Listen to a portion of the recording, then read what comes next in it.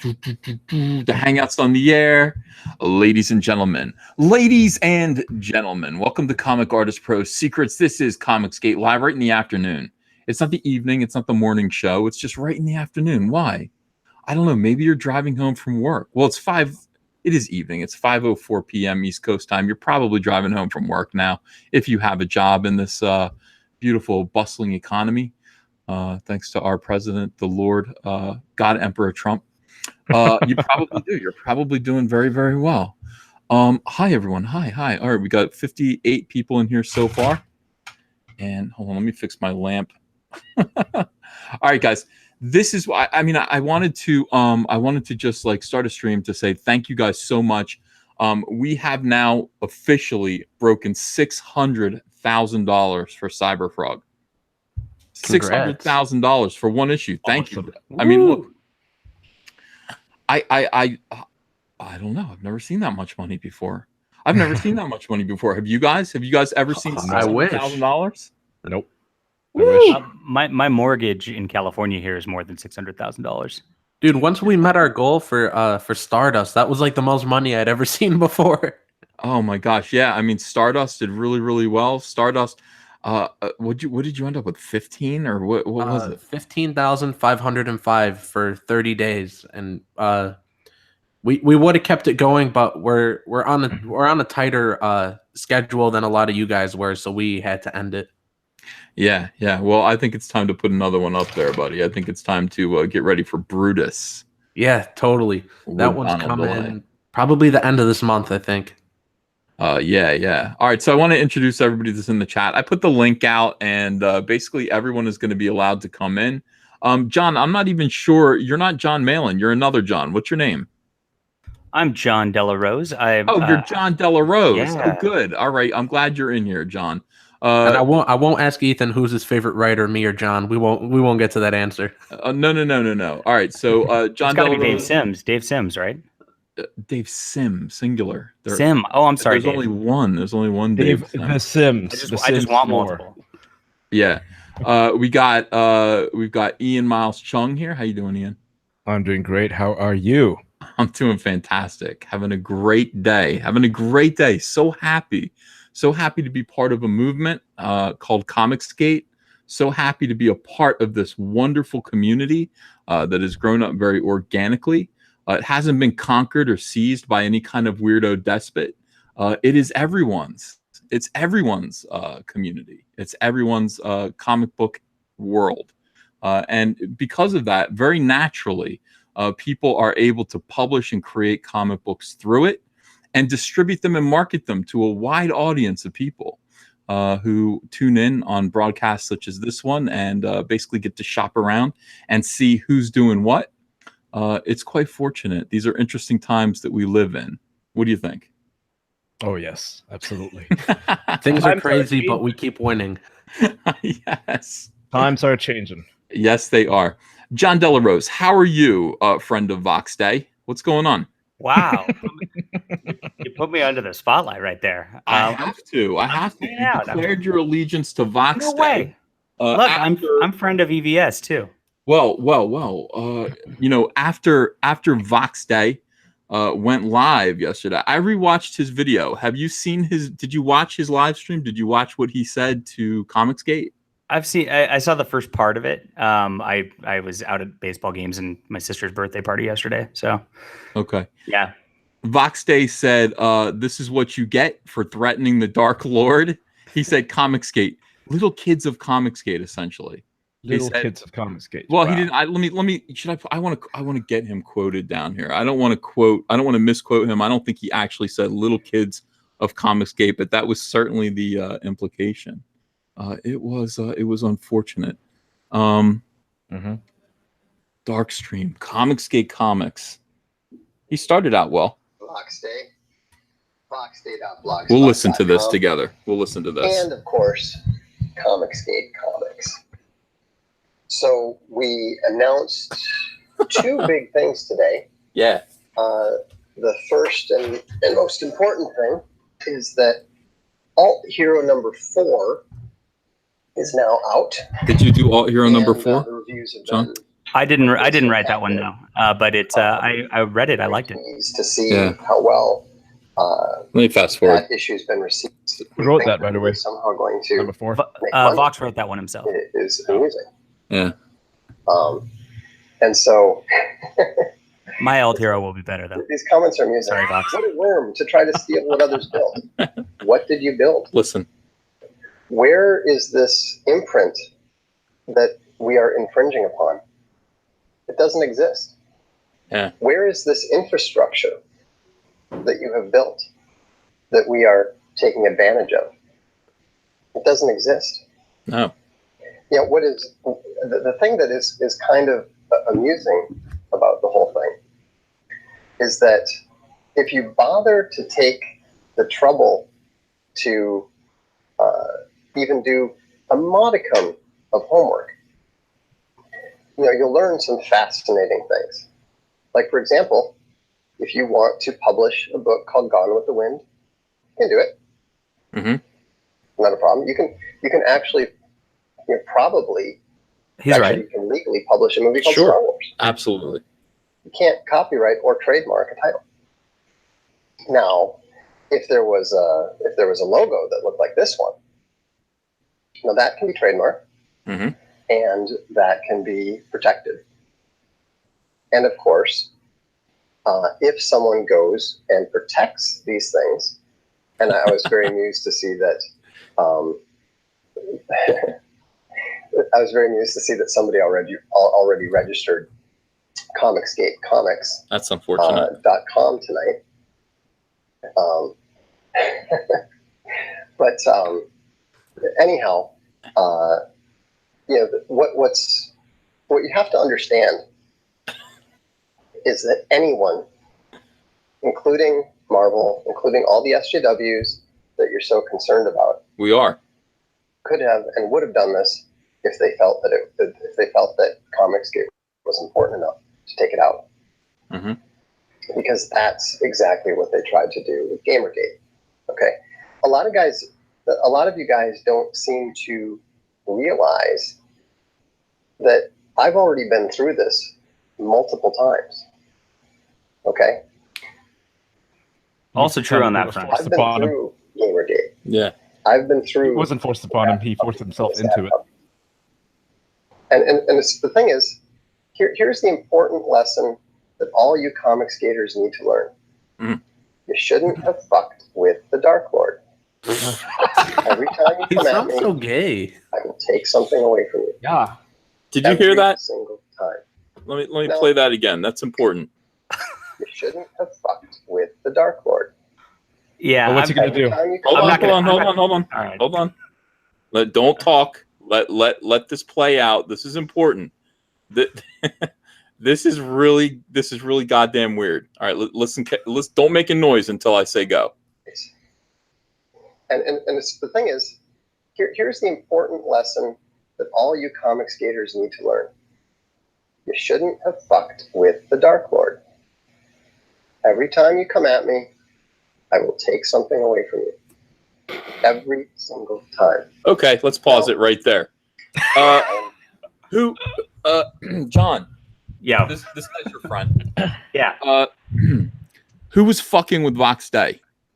Which comic skater was fucking with Vox Dei? Do you know? It's been pretty constant, guys. I mean, he's been ragged on since he put his alt hero thing out last year. I mean, come on. Yeah, but who? Let's be Like, honest. specifically, who? What did we do to him? Well, I mean, the DNC has made a lot of tweets opposing him. You know, Ian, you made a tweet calling him a white supremacist yesterday. I mean, if you want, after you he guys all yes. have. But DNC's Yeah, came a lot earlier. I don't want to shit on anybody because I like all you guys. But you know, I mean, he has definitely been attacked. You know, for making the alt hero comic since day one, for even attempting to do it before it was even out. So what? I don't care. So what? Yeah, so I agree. And so logic. The But- logic is but- post hoc ergo propter hoc, right? It's basically saying you're saying that he got attacked. Yeah, after he did these things. You know, it's a person goes to jail after they commit a crime. What is a crime of making the alt hero comic? What is the crime of that? There's no crime in doing that. No crime. It's Right. just, it's due for criticism. Yeah. So, you know, I Like anything criticized it. I said, yeah, I'm not crazy about the idea of, you know, answering overly political left-wing comics with overly political right-wing comics. And in fact, I spoke with him about that after I made that comment. He sent me the comic books and he said, well, just review them with an open mind. And he sent me one and I reviewed it on my channel, and I reviewed it honestly and fairly, and it was shit. Now, and I think you were fair. I think you were 100% fair. He asked for that review. So I'm asking what I did to Vox Dei, because he's speaking, basically he's doing this to me. Okay, so what did I, he said comic skaters, so he's referring to my audience, I would assume. He's referring to our community. Right. What did we do besides like pretty much triple his or beat him by triple in terms of sales? Did we embarrass him in some way? I don't think you did anything. I will 100% say that. Here's my take on it. Is he so much of a snowflake that he takes criticism as a personal attack? Because it seems to me like he does. There's been more than just fair criticism at it. If you go on Twitter back January, even last year, there's been more than fair criticism. There's been extreme personal attacks. Definitely, that's not even.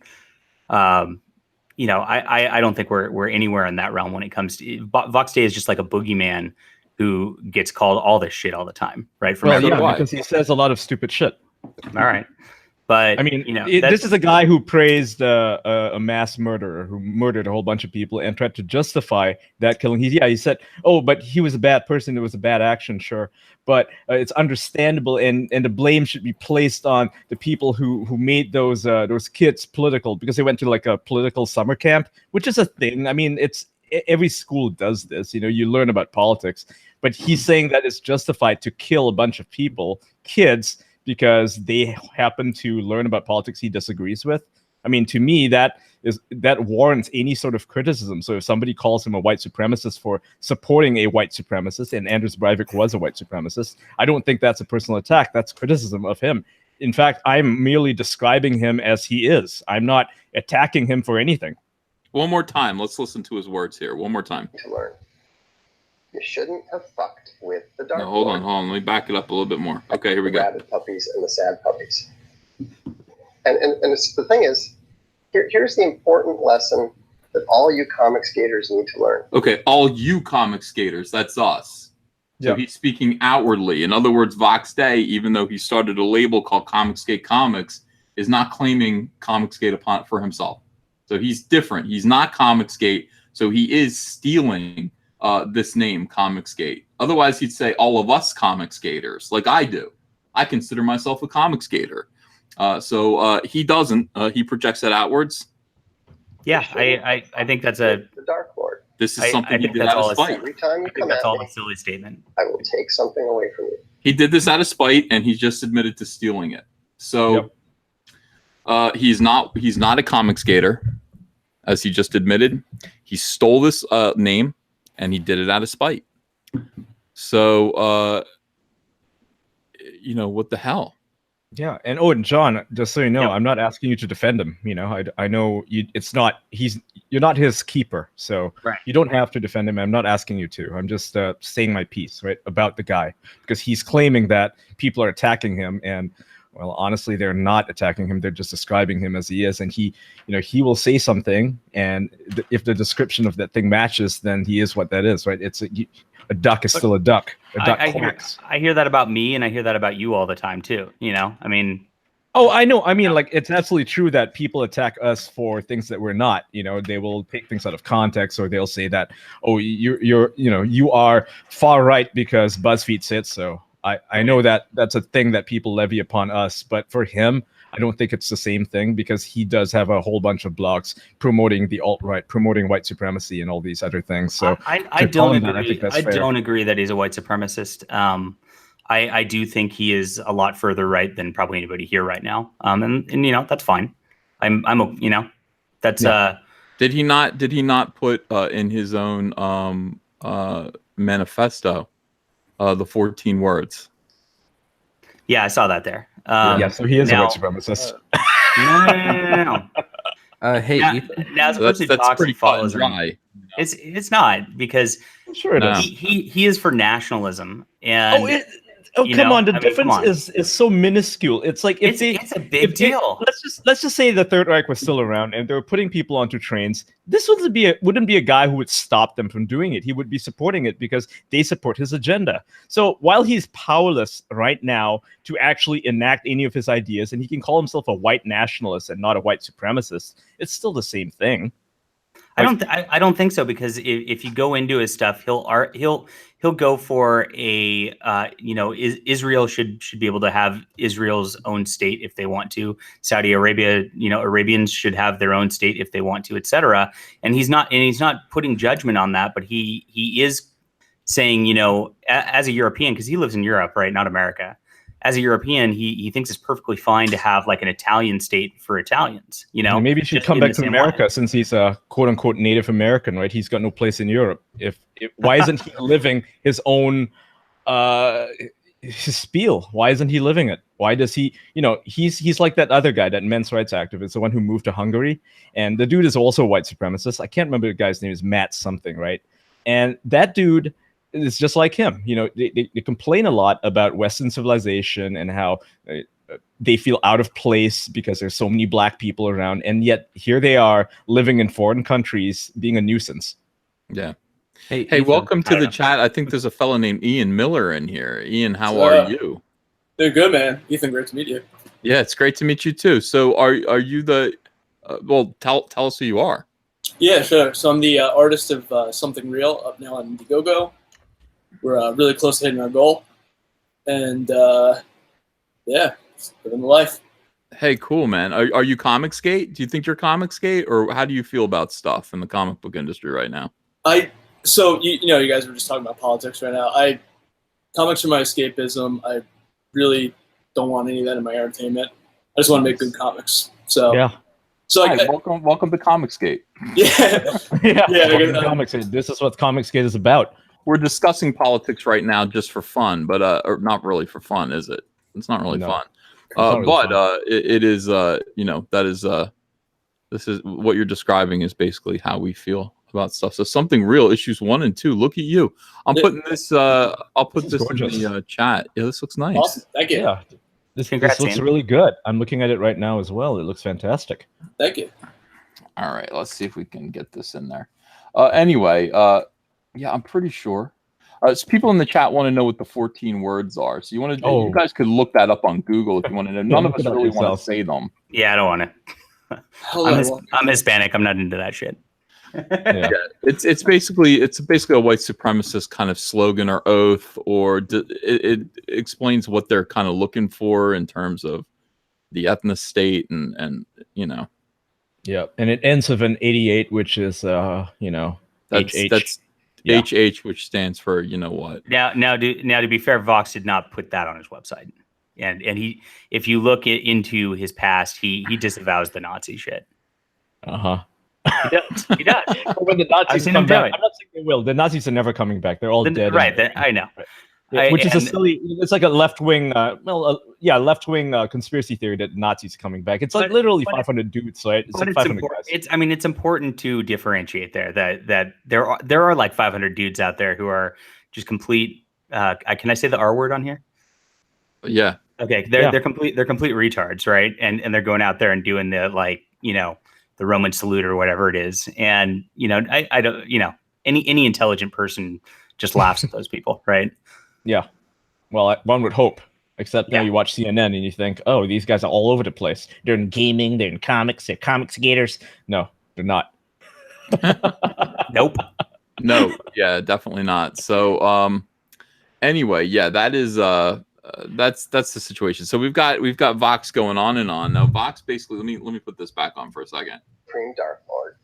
Okay, he's the Supreme Dark Lord. Or you can have what happens to everyone. All right, here we go. I'm giving those who have attacked me a choice. You can either back the fuck down and kneel before the Supreme Dark Lord. Or you can have what happens to everybody else who puts themselves in that position. You shouldn't have attacked Will Callaghan. Boom! Whoa! What the hell? What is that even about? Okay, so Will Callaghan. What, are they dating now or something? Hey, guys, I really don't want to shit on Will. Like, I'll No. We're This not going to is- shit on Will. all right. No, we're not This- shitting on Will. has nothing to do with Will. This has to do with the idea that any of us really attacked him. Yeah, he's using Will as a shield to basically deflect any sort of criticism. So if people start mocking Vox Dei, he'll just reply with, "Why are you going after Will Callaghan?" That's how Ian he Miller, does. I am so sorry, buddy. You just walked into this. This is your first trip on Comicsgate Live, and it's like, dun drama. Ian, what's your comic about? So my comic is about evil Nazis and people taking over, creating their own comic companies. Shit. That's what I'm saying. So quiet because you guys are stealing the plot. We're selling your comic for you. Yeah, Yeah. right? Basically. Yeah. That's completely irrelevant. What do you base that on? Yeah. Bow to your Dark Lord, everyone. If you either bow to your Dark Lord or you will pay the.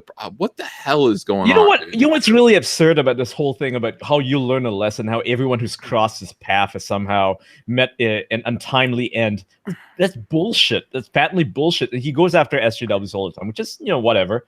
And yet, all the people he goes after, they become successful.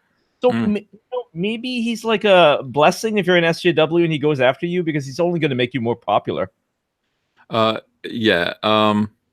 I'm not looking to be made more popular. I'm not looking to do anything, but I don't want I don't want Comicsgate Comics to actually become a label and a label that's owned and held by anyone else, especially someone who doesn't like. It'd be one thing if Mike S. Miller kind of stumbled into a mistake and said, "Hey, I'm going to start Comicsgate Comics." At least we know Mike S. Miller is to his bone Comicsgate, and he would mean well and all that stuff. But I mean, when somebody who actually says, "You comic skaters fucked with the wrong guy, and now you're gonna pay.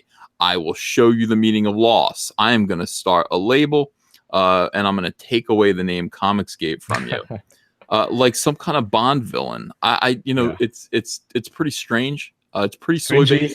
It's really cringy. It's the very dumbest plan soy. ever. It's very soy, and I don't know. So I'm against that. But at the end of the day, I'm thinking about it, and I'm just like, don't give a shit. Like, I don't care. Like, does this really affect me in any real concrete way? In a real sense, no, it doesn't. No. It's fun to mock. It's fun to make fun of. I mean, it's funny because Comicsgate, from what I understand it, and what most people here understand it to be, is that it's apolitical. It's about entertaining the audience. It's about bringing 90s comics back, that art style, away from the Cal Art style stuff. And it's all about fun, having fun. It's lighthearted. It's good. It's about a community of building people up positively. And here's a guy who wants to turn Comicsgate into an anti-SJW thing, which is cringy and it's dead. I mean, it died on YouTube last year.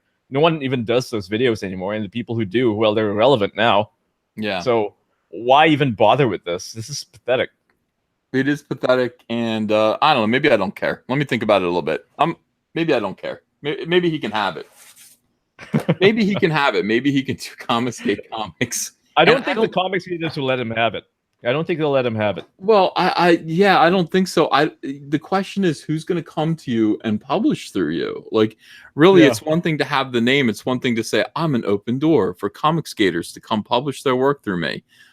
Who's coming? Who's coming over there? No I'm one. telling you guys, nobody buys his books. He's Yeah. just trying to stay relevant. That's pulling up Alt Hero Q right here. That's not true, guys. Come on. What is not? Well, Alt Hero. What did it sell? So like 200 and it made 200 and something. Yeah, that's definitely not true that nobody buys his books. And Well, the definitely current, started somewhere. I think that was like a response to it was people giving the middle finger to SJWs in the but comics he's industry. running Now a new that they- he's running a new one right now. I mean, it's doing great. Is So it? yeah, it's up at 63,000. So Oh. yeah, Wow. Well, good for him. yeah.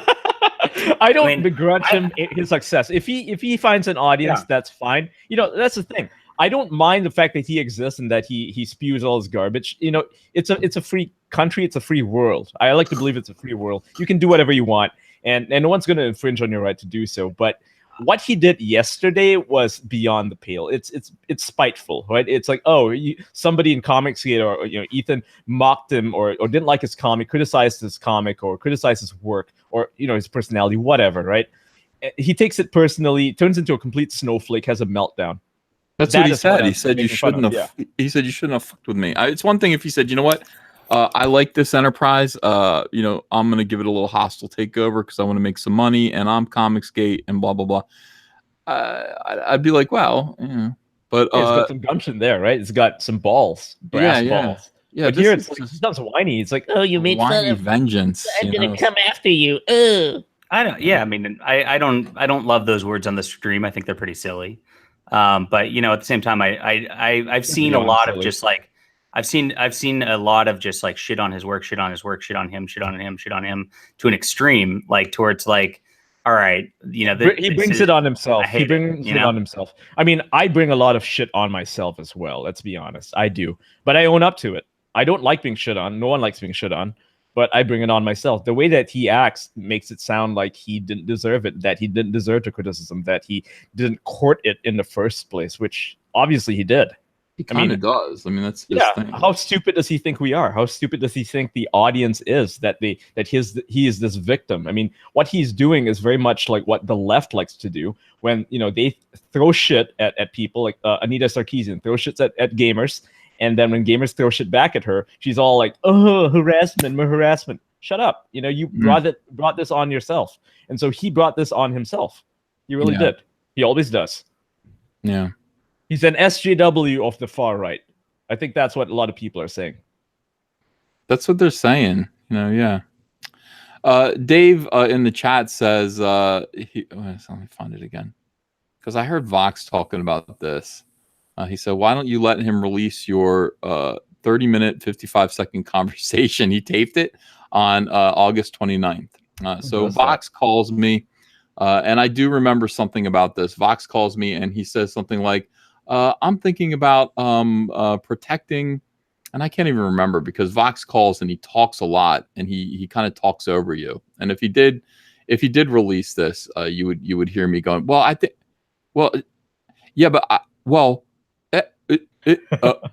all through the conversation. It should be pretty interesting. I think I remember him saying something about this, about actually wanting to trademark or do something, create a logo for comics. I can't even remember what it was that he said, but I do remember that conversation, and I remember having to get off the phone. If it was 30 minutes, Jesus Christ, I got to learn to get off the phone quicker. But if he has it, I mean, let me listen to it first and make sure there's nothing personal on it. I'd be happy to let him release that. That would be fine. Now, as for everything else, people are like, well, what happened in the email between you? Did you know about this? No, I didn't know about it. I've got Vox's emails here. This one is from the first that I saw of the logo was an email from Vox that said, feel free to use. Can I put this up on the screen without kind of doxing myself? Nah, I'll just read it and you're going to have to take my word for it. But yesterday, this email came in at 3:51 p.m. Hey, Ethan, our first Comicsgate comic is now available on our direct store. I was like, what the fuck are you talking about? We'll announce tomorrow. We're also making the attached version of the logo available to anyone who agrees with the, quote, 5 rejections in capital letters or whatever they're being called. I don't even know what that is. I believe Bounding Into Comics is doing something on it. Cheers, Vox. So he sends me over a picture of the logo. And now here's my reaction to that. My response to that is at 3:54, 3 minutes after getting his email. I said, what's up? You're branding your line of comics, quote, Comicsgate? ? In other words, I had no fucking idea he was doing this, okay? Or else I wouldn't have written that email. He responds, no, our line is Haven. Dark Legion is our independent line. Comicsgate is for whoever wants to use it. If they want to use it with us, they can. If they want to use it on their own, they can. But we won't let any SJWs use the logo. We have to update it with a dash, I just noticed. Like I said in our conversation, I just wanted to make sure the SJWs didn't take it over and try to keep us from using it. So in other words, our conversation that this is referring to, that somebody just referred to, was him talking about wanting to protect the Comicsgate word from SJWs, to which I might have been like, yeah, all right. So congrats. While I was drawing fur on a monkey here, Vox Dei said something really vague, and he outmaneuvered me because he's the Dark Lord. So like I said in our conversation, I just wanted to make sure the SJWs didn't take it over and try to keep us from using it. They tried that a few times during Gamergate. Okay, so no response from me on that because I was probably like, what the hell? Or I had dinner. Let me see. So here's another one at 4:41. This is now the corrected version of the Comicsgate logo with no text. Oh, yeah, updated version now with dash. He put a dash in between SJW and free. And I responded. Okay, so that was at 4:41. Here's me at 5:35, 1 hour after I received the logo. Comicsgate will fully denounce you. Everyone is pissed. Okay, so that's, I don't think there's any question about what I was saying there. And then I responded. I don't think he responded to that at all. 5:47 p.m. All right, as friends, cease and desist. I own, quote, Comicsgate. It's my copyright, the name of my long-running YouTube show. My lawyers are all ready to sue. Can't let you have it, pal. And he didn't respond. What he did instead was put out the Bounding into Comics article. I went live maybe an hour. I don't even know when. This was at, let me see, 5:47. When did I go live yesterday about this? Not really sure. But I went live, started talking about it after consulting with all of the YouTubers and all of the main professionals involved with Comicsgate to come to a consensus about what we should do. I was acting as the mouthpiece. And what we decided to do was just make a claim that I owned the phrase Comicsgate as a copyright. Now, I don't know. I honestly hope that the just said, as friends, cease and desist, don't do this, would be good enough. But Vox Dei isn't my friend. Vox Dei is out there to hurt Comicsgate, to hurt us, to make a point because he's got some wounded pride of some sort. He's an accelerationist. He wants to burn everything down. He said That so. is Even at correct. the end of his own stream, yeah, he wants to burn everything down. That's his mission. He did the same thing with gaming, with Hugo Awards, and so on. He's failed, of course, because he's just one guy. He thinks he's the Dark Lord. He's not anything. Right. So MB says, Ethan, you and Vox are trying to fight for a phrase you both don't own. I mean, I don't know. I'm not sure. I had a lawyer come on and say maybe so. Maybe you do own it. I'll talk. I'm pretty sure you have a good chance of owning it because you were the first and perhaps only Comicsgate creator who was using the name Comicsgate. That's a big deal. I'm not sure. There are people in the chat that are like, hey, you're so far off base that it's not funny. Well, okay. That's fine, guys. Listen, I'm speaking not for myself. I'm speaking on behalf of the wishes of everyone involved with Comicsgate. So it's not like, hey, this is Ethan going nuts and making a power play. This is me saying, Vox Dei wants to co-opt our movement. What do you want to do about it? What do you think our best play is? Yeah, down with Vox Dei. What? Now hold on. Down with Vox. We're saying that he wants to take down the movement, plus he also wants to co-opt the movement. I'm very, those are two different strategies, and Vox is not a stupid guy. We all can. He wants to co-opt it and then take it down. Right. In doing so, in the process of trying to co-opt it, he takes it down. That's what he's trying to do. No, I don't think so. I don't think. I think he was lashing out because he was a little mad at some of the response there. He needs to stop being a baby. That's stop lashing out, acting like a child. What I'm getting is no matter what his response is, no matter what he does, it's wrong, and it's and it's because of his identity. And that's kind of what's been bothering me about this, and why I've been going out there just saying I like Vox, I like his comics, and that's all I've been saying over and over. And because no matter what.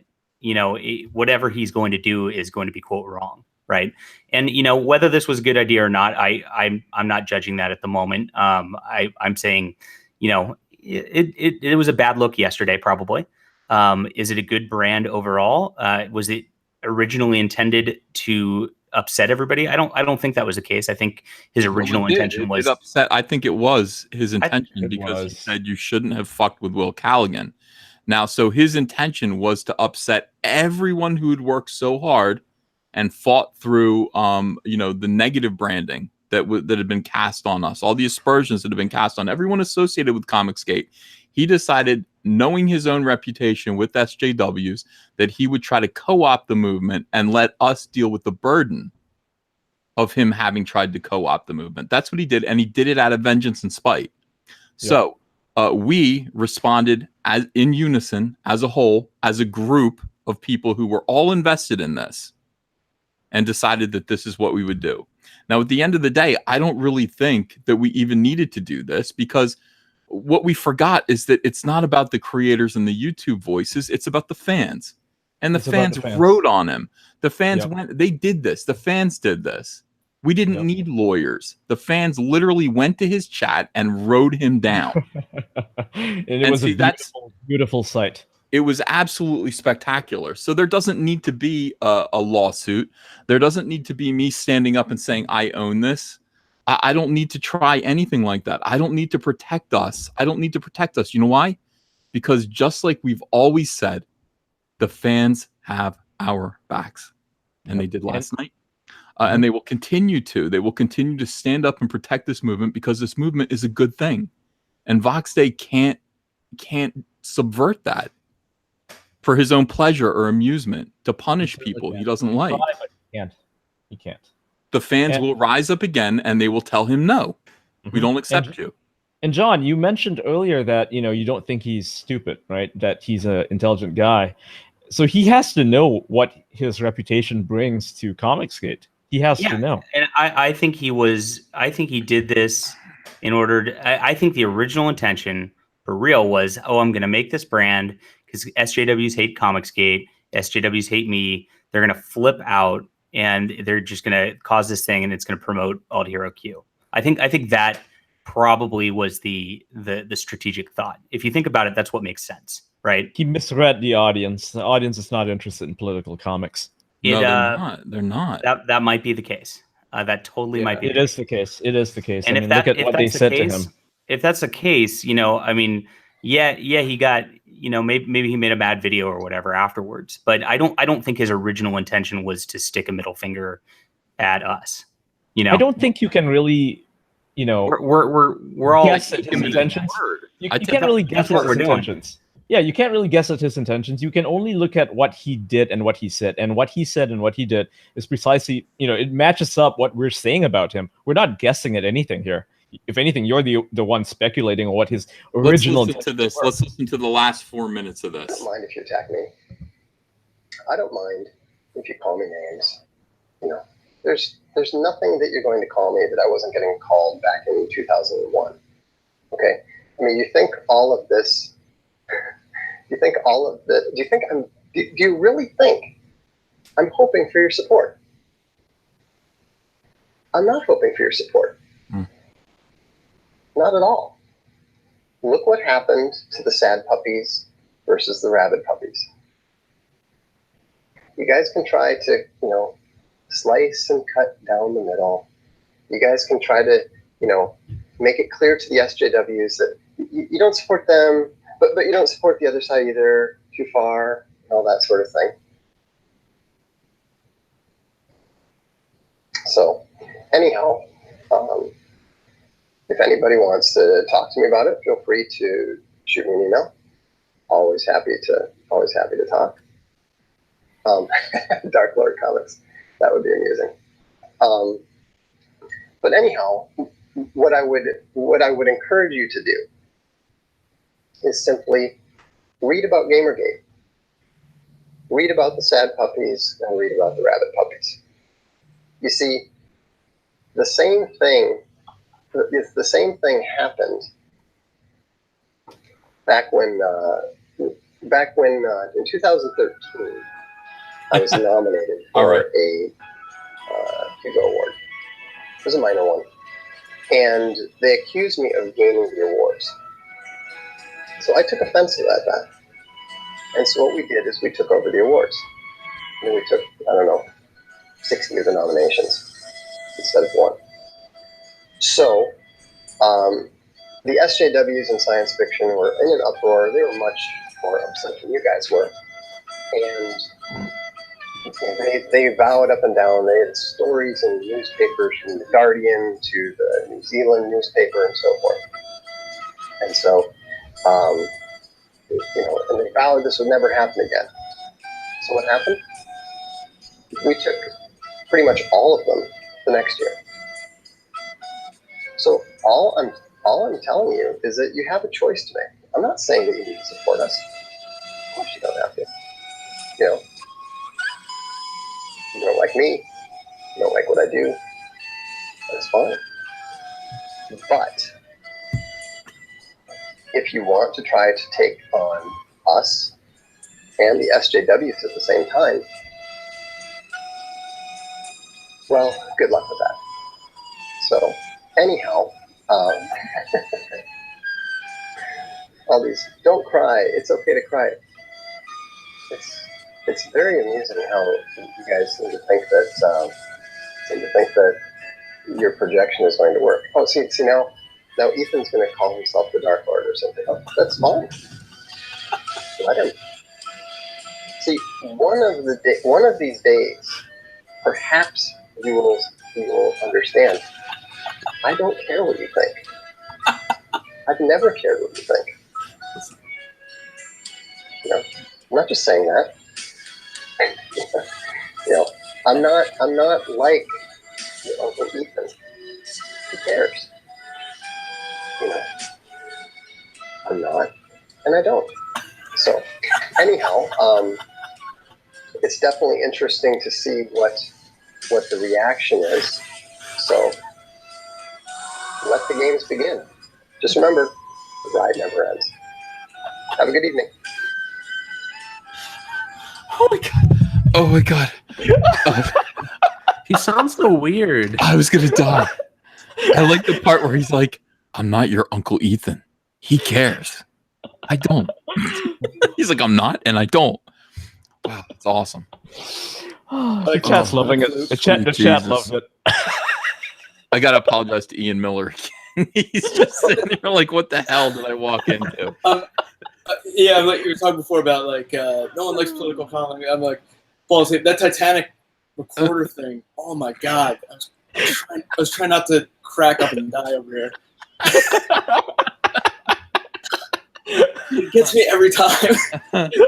Oh my god. I'm not your Uncle Ethan. All right, so listen, Indiegogo. Let's talk about something real. Something real. You get 2 issues here. Issues 1 and 2. The infamous boogeyman attempts to craft his own world from the imaginations of helpless children. Yeah, that sounds pretty cool. Thank you. Who is Joey Turnage? He's the writer. He's the writer. So there's Joey Turnage, the writer. I'm Ian Miller. I'm the artist, and we have Frederick Matson doing colors. Yeah, this is gorgeous stuff. You know what this looks like? So I love the concept. Fantastic. Yeah, this is beautiful. It reminds me of Chris Piccolo mixed with a little Sam Keith. Close or not close? I'll take it. Dude. I love Chris Piccolo. Yeah, great artwork, beautiful artwork. Yeah, terrific. Nice. You just earned $100. You just earned $100 in subs, in backers. Yeah, I was just gonna say I was checking my phone ring the entire time. I said like 2 words the entire time I'm on here, and we got $96. So thank you to everyone. It's awesome. Yeah, guys, the link is in the description. People are saying this legit looks cool. It looks awesome. Dork Lord, the ride never ends. Hashtag the ride never ends. I think that's still about the Dark Lord. This is fantastic. The link is in the description, guys.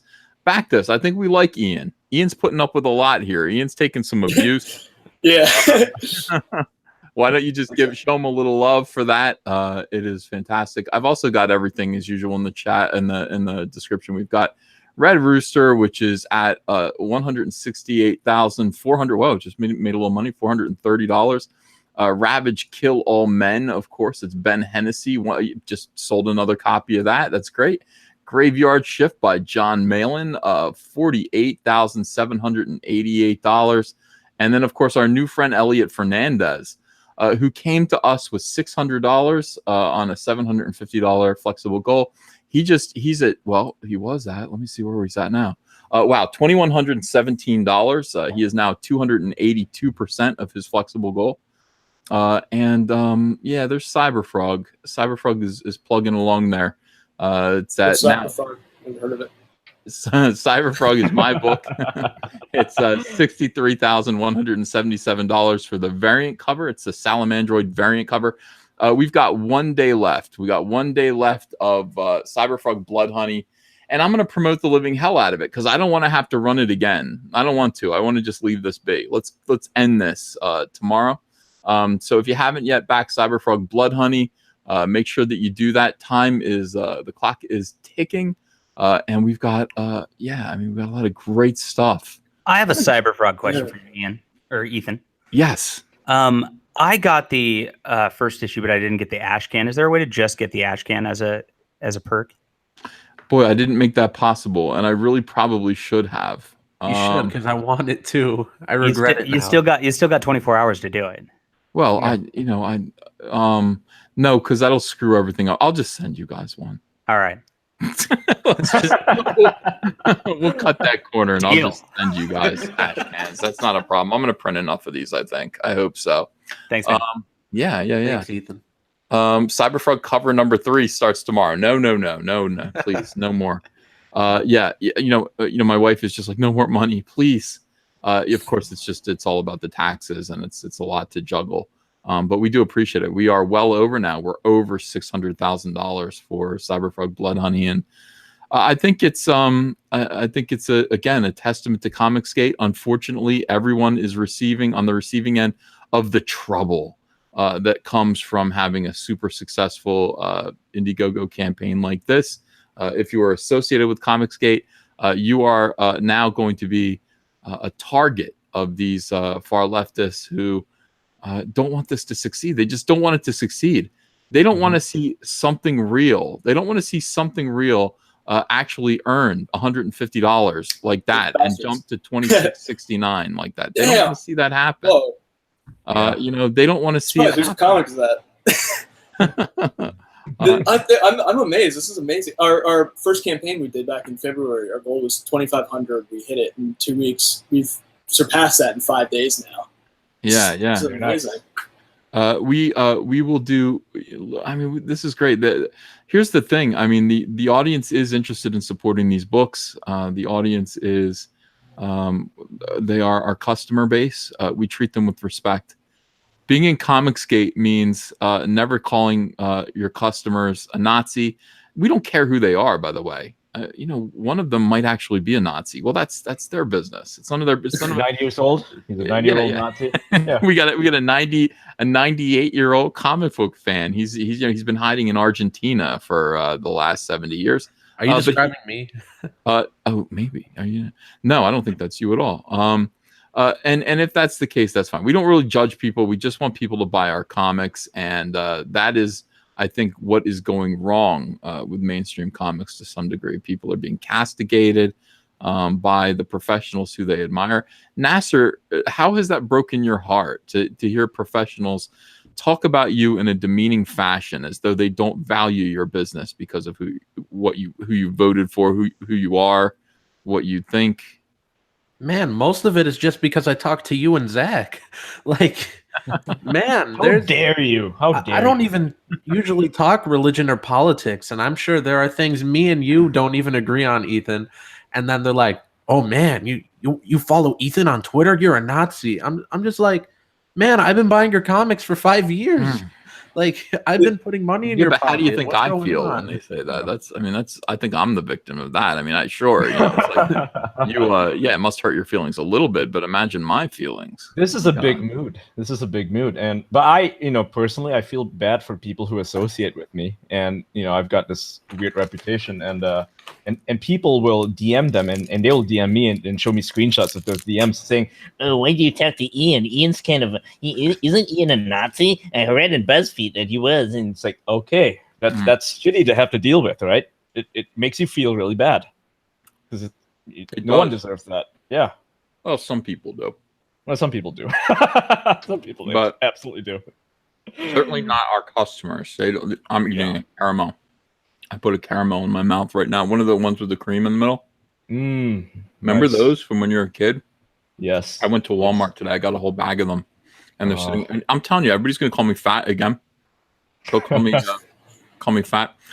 Joseph Ippolito says Heil Hamler. Now listen, that's not nice. Ethan, yeah. Oh, people are mad at you. Look at this, Ethan. Please don't have Ian on your chat again. Not Ian Miller. Yeah, you met me. Oh, that was the other one. Yeah. What's wrong with Ian? I don't know. Some people don't like me. Some people don't like me. I love you, dude. I don't like you. I'm just kidding. I like Ian. I think Ian's always been a pretty good guy. I think he fights a good fight. I think he's honest. He has some integrity. And I appreciate that about him. Thanks, man. Means a lot. Yeah. Thank you. Yeah. Uncle E, go jogging, burn the calories, says Vasin Kasi. Okay, I will. I have a nice treadmill over there. I can burn the calories of this caramel. It has 45 calories. Did you realize that just eating this like caramel? 3 hours.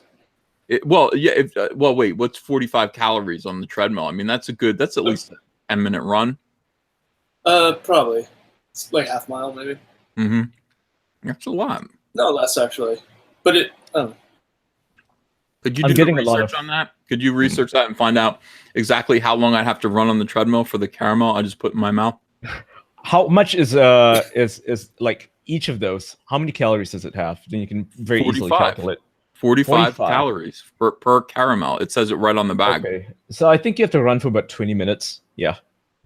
no, I think it's less. I think You think so? it all depends on height and weight too. Height, weight, age. Oh, yeah, Alright, yeah. So I'm 6 feet tall. I weigh 240 pounds. Okay, yeah. So, So that might be yeah. 150 calories a mile. So that's like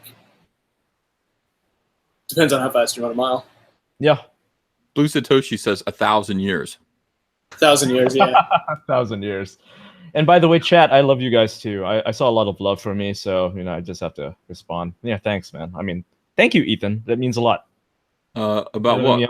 Just saying them. I've got, that but I always want you on. I mean, this is the thing. You guys are good company, and I like to chat while I'm drawing, and this is good stuff. Something Real, issues 1 and 2. The infamous boogeyman attempts to craft his own world from the imaginations of helpless children. That's pretty creepy. It's a cool comic. I'd buy it. Yeah, that is very creepy right there.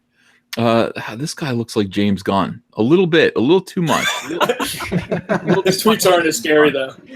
Yeah. Wow. Awesome. All right. Yeah.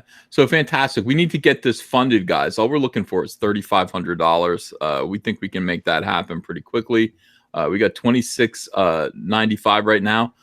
Perks are pretty easy. Look at this. $4. We're never going to get there at these prices. $4, $6 for a digital deluxe, $10 for a physical comic, $15 for the physical deluxe. What's the physical deluxe edition? It's all the physical issues and 2 copies of the digital. Oh, that's cool. Yeah. Limited set, $20, $25. Boogie bundle. Where can I get? Original art is only $175. Dude, you're smoking. Wow.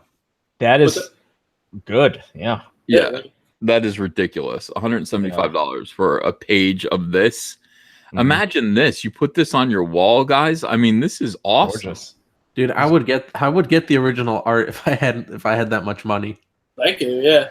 Ian, you should get this cover. Honestly, it's got your name on it. Yeah.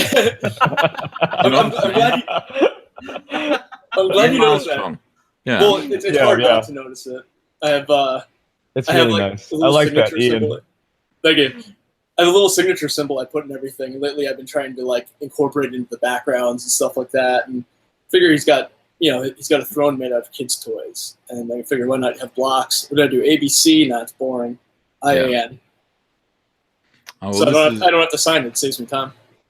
Yeah, this is really inexpensive. Look at that. You just jumped up to $27.85. Damn. Thank you, everyone. That's great. Good job. Let me look at everyone else's. Let me look at me. So I'm at $63,177. Did anyone buy another copy? Oh, yeah. Now I'm at $63,577. $400 like that. Great. Red Rooster, $430. Nope, we're still 4:30 there. Red Rooster, I got to get Mitch in here to help sell that, and he's so busy he doesn't come on anymore. Ravage Kill All Men just sold another couple copies. That's great. Graveyard Shift, John Malin. Nope, nobody's buying John Malin's Graveyard Shift without him here. I am here. What? Oh, John Malin is here. Oh my God, He is awesome, here. dude.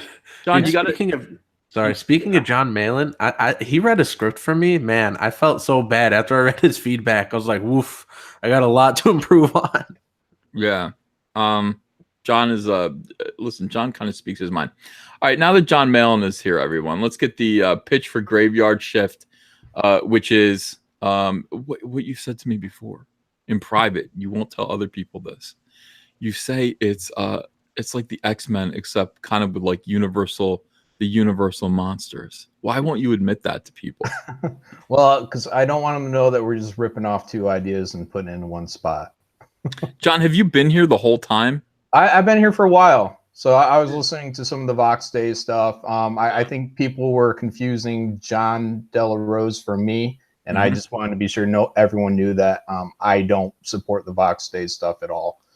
So, yeah, guys, Graveyard Shift is Universal Monsters Meet the X-Men. It's basically murdered scientists put into their own experiments, and they are stand-ins for Dracula, Frankenstein, and Frankenstein's monster. But I was wondering, who has the better hair? Is it this Ian guy or Mike Miller? Fuck that He hair wears off. it down, man. Yeah. He looks like he's in Anthrax. Got the Marshall lamp right here. Yeah. I like that. What do you play? I play guitar and bass. I play in a metal band. Dude, I was gonna guess flute. Yeah. I could imagine that. All right, bust out the guitar. Will you show me? Show me what you can do. Yeah, why not? What kind of stuff you like? What do I like? I like metal, but you know what? I'd rather hear some kind of Def Leppard style metal, like 80s kind of hair metal. It's kind of music to play. So Journey. my band's like that kind of music. So Nice. yeah, let me set it up. Very cool. Go for it. This is what we do, man. This is why Comic Artist Pro Secrets is amazing. Don't tell Ian that the 80s are not coming back. Listen, we're bringing back the 90s here with comics. Why can't you bring back the 80s with music? And there's retrowave. Retrowave is a big thing. Dude, retrowave is like a big thing right now. All everybody's listening to is retrowave. I love it. Everyone that's not cool. Graveyard Shift Everyone just who is jumped cool is listening to retrowave. up. By the way, Graveyard Shift just jumped up to $48,908 because John opened his mouth. Nice. People in the chat are saying replace Nasser with Ian. Why do we have to replace one of you? We can have both of you. You know, can't we? I mean, Why not both? Right. Yeah. Exactly. Okay, so somebody So how says do I tell pimp my Ian. own stuff here?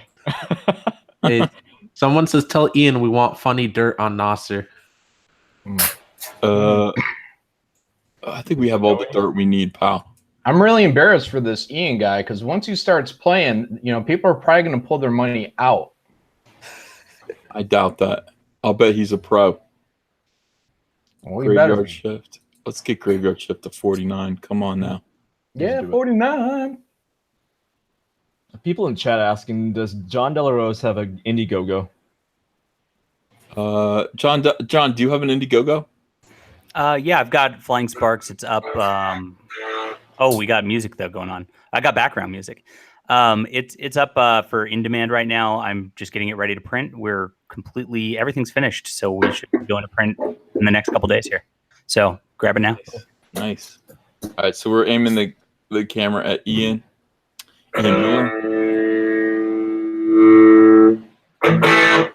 Yeah.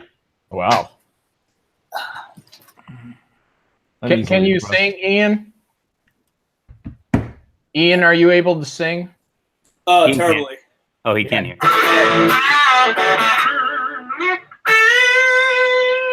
I think it's a tune. Do Stairway. Oh crap! Play Stairway. Do Wonderwall.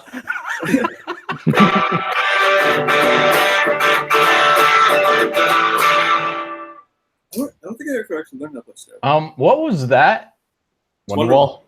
Oh, that's terrible.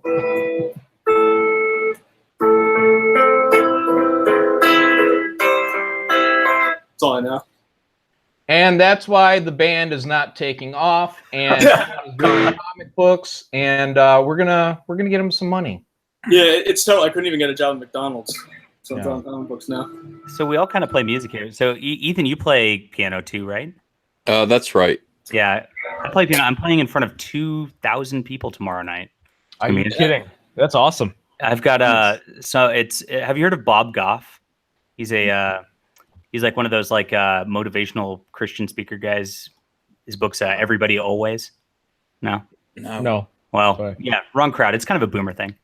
But yeah, I'm playing piano for the worship for that tomorrow night, so that'll be interesting. I'm a little nervous. Cool. That's cool. Yeah, doing late September. I'm playing with Grim Reaper in front of like 500, 1,000 people. Sweet. So That's awesome. Not Christian rock at all, but yeah, I'm like, is this your biggest gig? This is my biggest gig, but my musical claim to fame is I actually sold a song to MTV's Real World New Orleans when I had a band in 2006. Awesome. So a few million people heard my music, and I got paid a few $1,000s, and it was kind of cool. That's cool, yeah. Yeah. All right, let's see what you got. Who's that? Play something.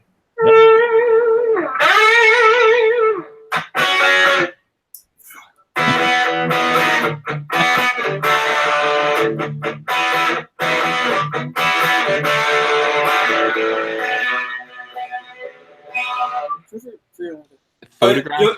Yeah, it's Photograph. You have to forgive me. I slept like 2 hours last night. Oh my God.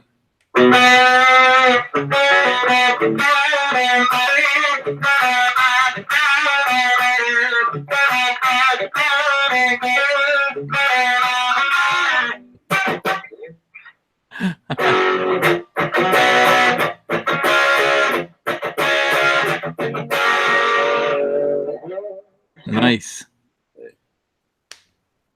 That's badass, dude. You got to smoke on the water. Smoke on the water.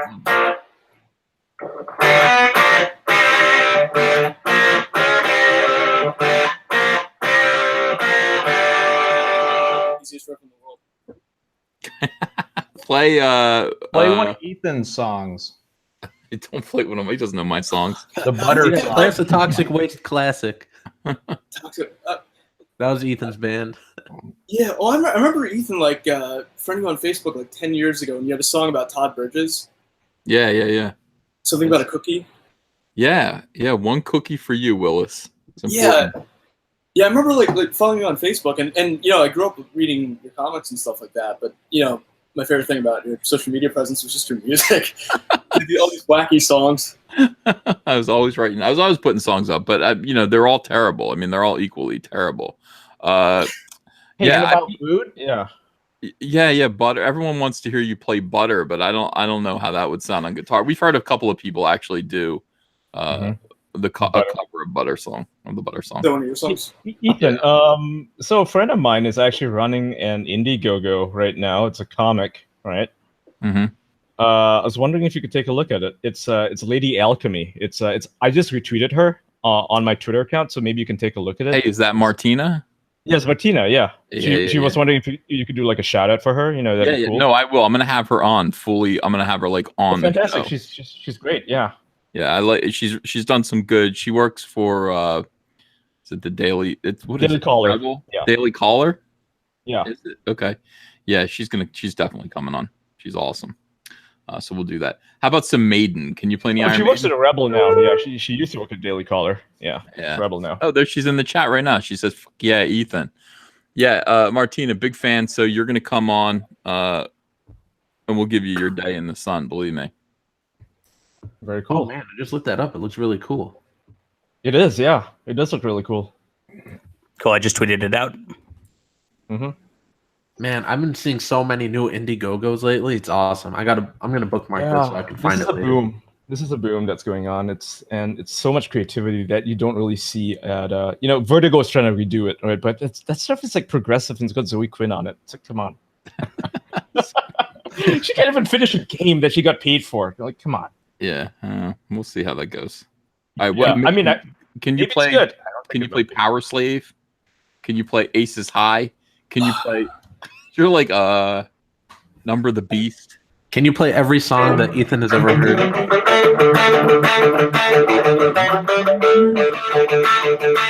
I needed time to think to get the memories from my mind. That's badass. Good for you. Very nice. Very, very nice. I feel like I just did show and tell. That's good for you. You get the gold star. I'm sorry. I like musicians. I do. I wish I were one, and I wish I'd follow a different track, and I would actually, play in a band instead of being a comic book artist. I would love to do that. Yeah, it's funny because in school I always did terribly in art and music, and now You're both. I'm making a living drawing comics, and I'm losing money making music, but they're both occupying my time. I always say that to my wife. I'm like, I feel like I succeed at anything I really put my heart into. And I wonder if I had followed music, 19 years old, I went, fuck it, I'm starting a band. Cyberfrog, the album, Indiegogo, coming next week. Yeah. Your band name would be Ethan and the Pies. It could be. I mean, that could be where I went. And I don't know. I wonder if I would have succeeded. I would have had to find the right bunch of guys in New Jersey. We'd end up being a Dead Milkmen cover band. Probably it'd be really lame. It's like anything. It's like with art. You're not born good. You have to learn. You have to learn. It's practice. Mm-hmm. It just takes time. I've been able to fake my way through playing guitar for like 20 years, and I was hired to tour with a band 6 months ago, and it's fun. It's a weird life. I would definitely prefer to make comics, but would you really? Yeah, touring is rough. It's especially if it's because I was doing it with a punk band. It was like a DIY kind of thing, and we put Spinal Tap to shame. So what if you had to do a cover of an Elvis song? Dude, Mystery Train. Mystery Train. Damn. Let's hear it. Oh,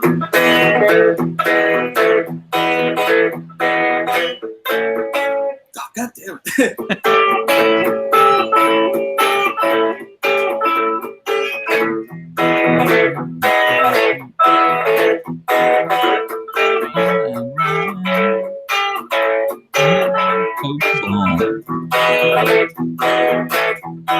That is badass.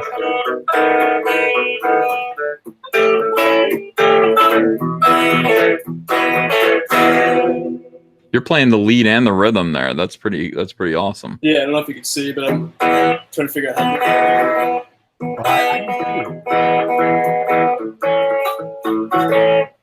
to no way. But awesome. Mm-hmm. Yo, that is beautiful, man. I love it. Mystery Train, everyone. Little Elvis. I'm gonna be honest here. It sounded a little out of tune. It is, yeah. It was okay, Ian. It was okay. Yeah.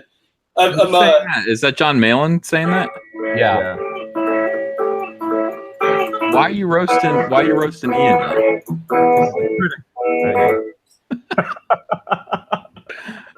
What the hell? Yeah, that was good. It's better than I could do anyway. I mean, it's certainly better than I could do. Thank you. I'm rusty. I haven't really played in a while, but yeah. And beautiful. John everyone's laughing at John right now. Why? What the hell? What the hell? I'm just laughing at the criticism. Yeah, it's like out of nowhere. It's out of tune. Okay. John Malin. Yeah, great stuff, man. Great stuff. So we got a musician fully involved with us. Let's see. Let's check something real. This is awesome. We're at $2,860 right now. Very, very cool. We can get you up there pretty quickly. Yeah, thank you guys very much. Holy crap! Yeah. I can't believe it. I put this thing up, didn't know what would happen. This is our second try at this one. First one didn't do so well. We're threw caution to the wind, tried it again, and it's been more successful than we could possibly imagine. Yeah, that's what we hear. We're hearing, people are pretty excited about this. People are trying to do this on their own, but it's hard. It's hard to get people to take a look. People really want to meet the people behind these Indiegogo campaigns. Yeah. Imagine just scrolling through these Indiegogo campaigns, not knowing who anyone is. You know what I mean? It's like you don't really get the pitch straight from them. Yeah, it's hard too. Like what's great about self-publishing and all this stuff is it's easier than ever to get your work out there. But the other fact of the matter is that so many people are trying it, so you have to, we've had to work really hard to get ourselves noticed and work extra hard to make sure it's a great product. But yeah, I mean it's crazy. Like I couldn't imagine this happening even 10 years ago. Yeah, awesome. Cyberfrog just broke $64,000. The Cyberfrog cover, thank you, $64,002. So somebody give me $2. I appreciate that donation. Killing it, man. Yeah, well, it's the last day. Typically these things they pick up on the very last day because people realize it's their last chance. Yeah, but I mean, even throughout the whole thing, like with the first campaign, it's you've broken new ground with this. You and the Brightwisers, Jawbreakers. It's like. It's crazy. Well, that's we're just trying to make this possible here. I mean, this is the thing. We're just trying to make it so that anybody can do this. Yeah, and it really is. Oh, by the way, congratulations! You just broke $3,000. You're at 3050. I'm speechless. Thank you, everyone. this is amazing. And like Ethan, we couldn't have done this without you. Like we started this on Kickstarter, and we were getting no bites or anything. And everyone started talking about Indiegogo. People started talking about Cyberfrog. And like that's where everyone is, because like you said before, we all want to make good comics. I don't care who reads my comics; anyone can read my comics. Mm-hmm. And you would never say if you don't like it, don't buy it, or I mean. Of course not. That's just like. So what Ian is saying, John Malin, what Ian is saying is that I'm a revolutionary. I'm a very important man in independent comics. Do you agree with that, John Malin, or no? I think that's undeniable. Oh, no. I thought you were going to roast me. Well, not only that, Ethan, you were revolutionary like 15 years ago, too. I remember in high school waiting for class to begin, reading New X-Men and wondering if it really said sex in Jean Grey's hair. Yeah. And that's when I knew. And it did.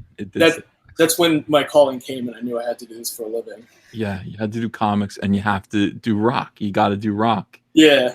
It's important. Wow, that's awesome. I appreciate that. And what can I say? Nasser, what do you think of all this? It's amazing. And a year ago, somebody told me they didn't think I could even crowdfund $1,000. So it's awesome that we got this big community and everybody's making comics. I really didn't think that there could be something like this. It's awesome to see what we've all built, and I can't wait for it to keep growing. We're going to get these books printed soon. I think I'm going to print by, I think this weekend, Sean's telling me the last couple pages should be in. So, I mean, and I think Iron Sights just went to print, I think. So we're all getting these books fulfilled, which is something a lot of these weirdos like B. Clay Moore and Richard Pace have never done. So they're all flipping out because they all took the money and and they ran for years. And I mean, here we are fulfilling already. So this is awesome. It's just going to keep growing. They ran from the law. Did you see that Twitter account that showed up that was like Iron Sights is 2 days late? Yeah. Yeah, I saw that. That's funny. Can you play Running Free? Iron Maiden? No. Oh, okay. I'm a terrible metalhead. I never really got an Iron Man. I'm more of a Priest guy. Oh, all right. Well, you did. You know that was all right. Yeah. Turbo Lover, please. Oh, jeez. Something like that. I just heard that over the weekend. Man, come on. I gave you a shot. I gave you a shot.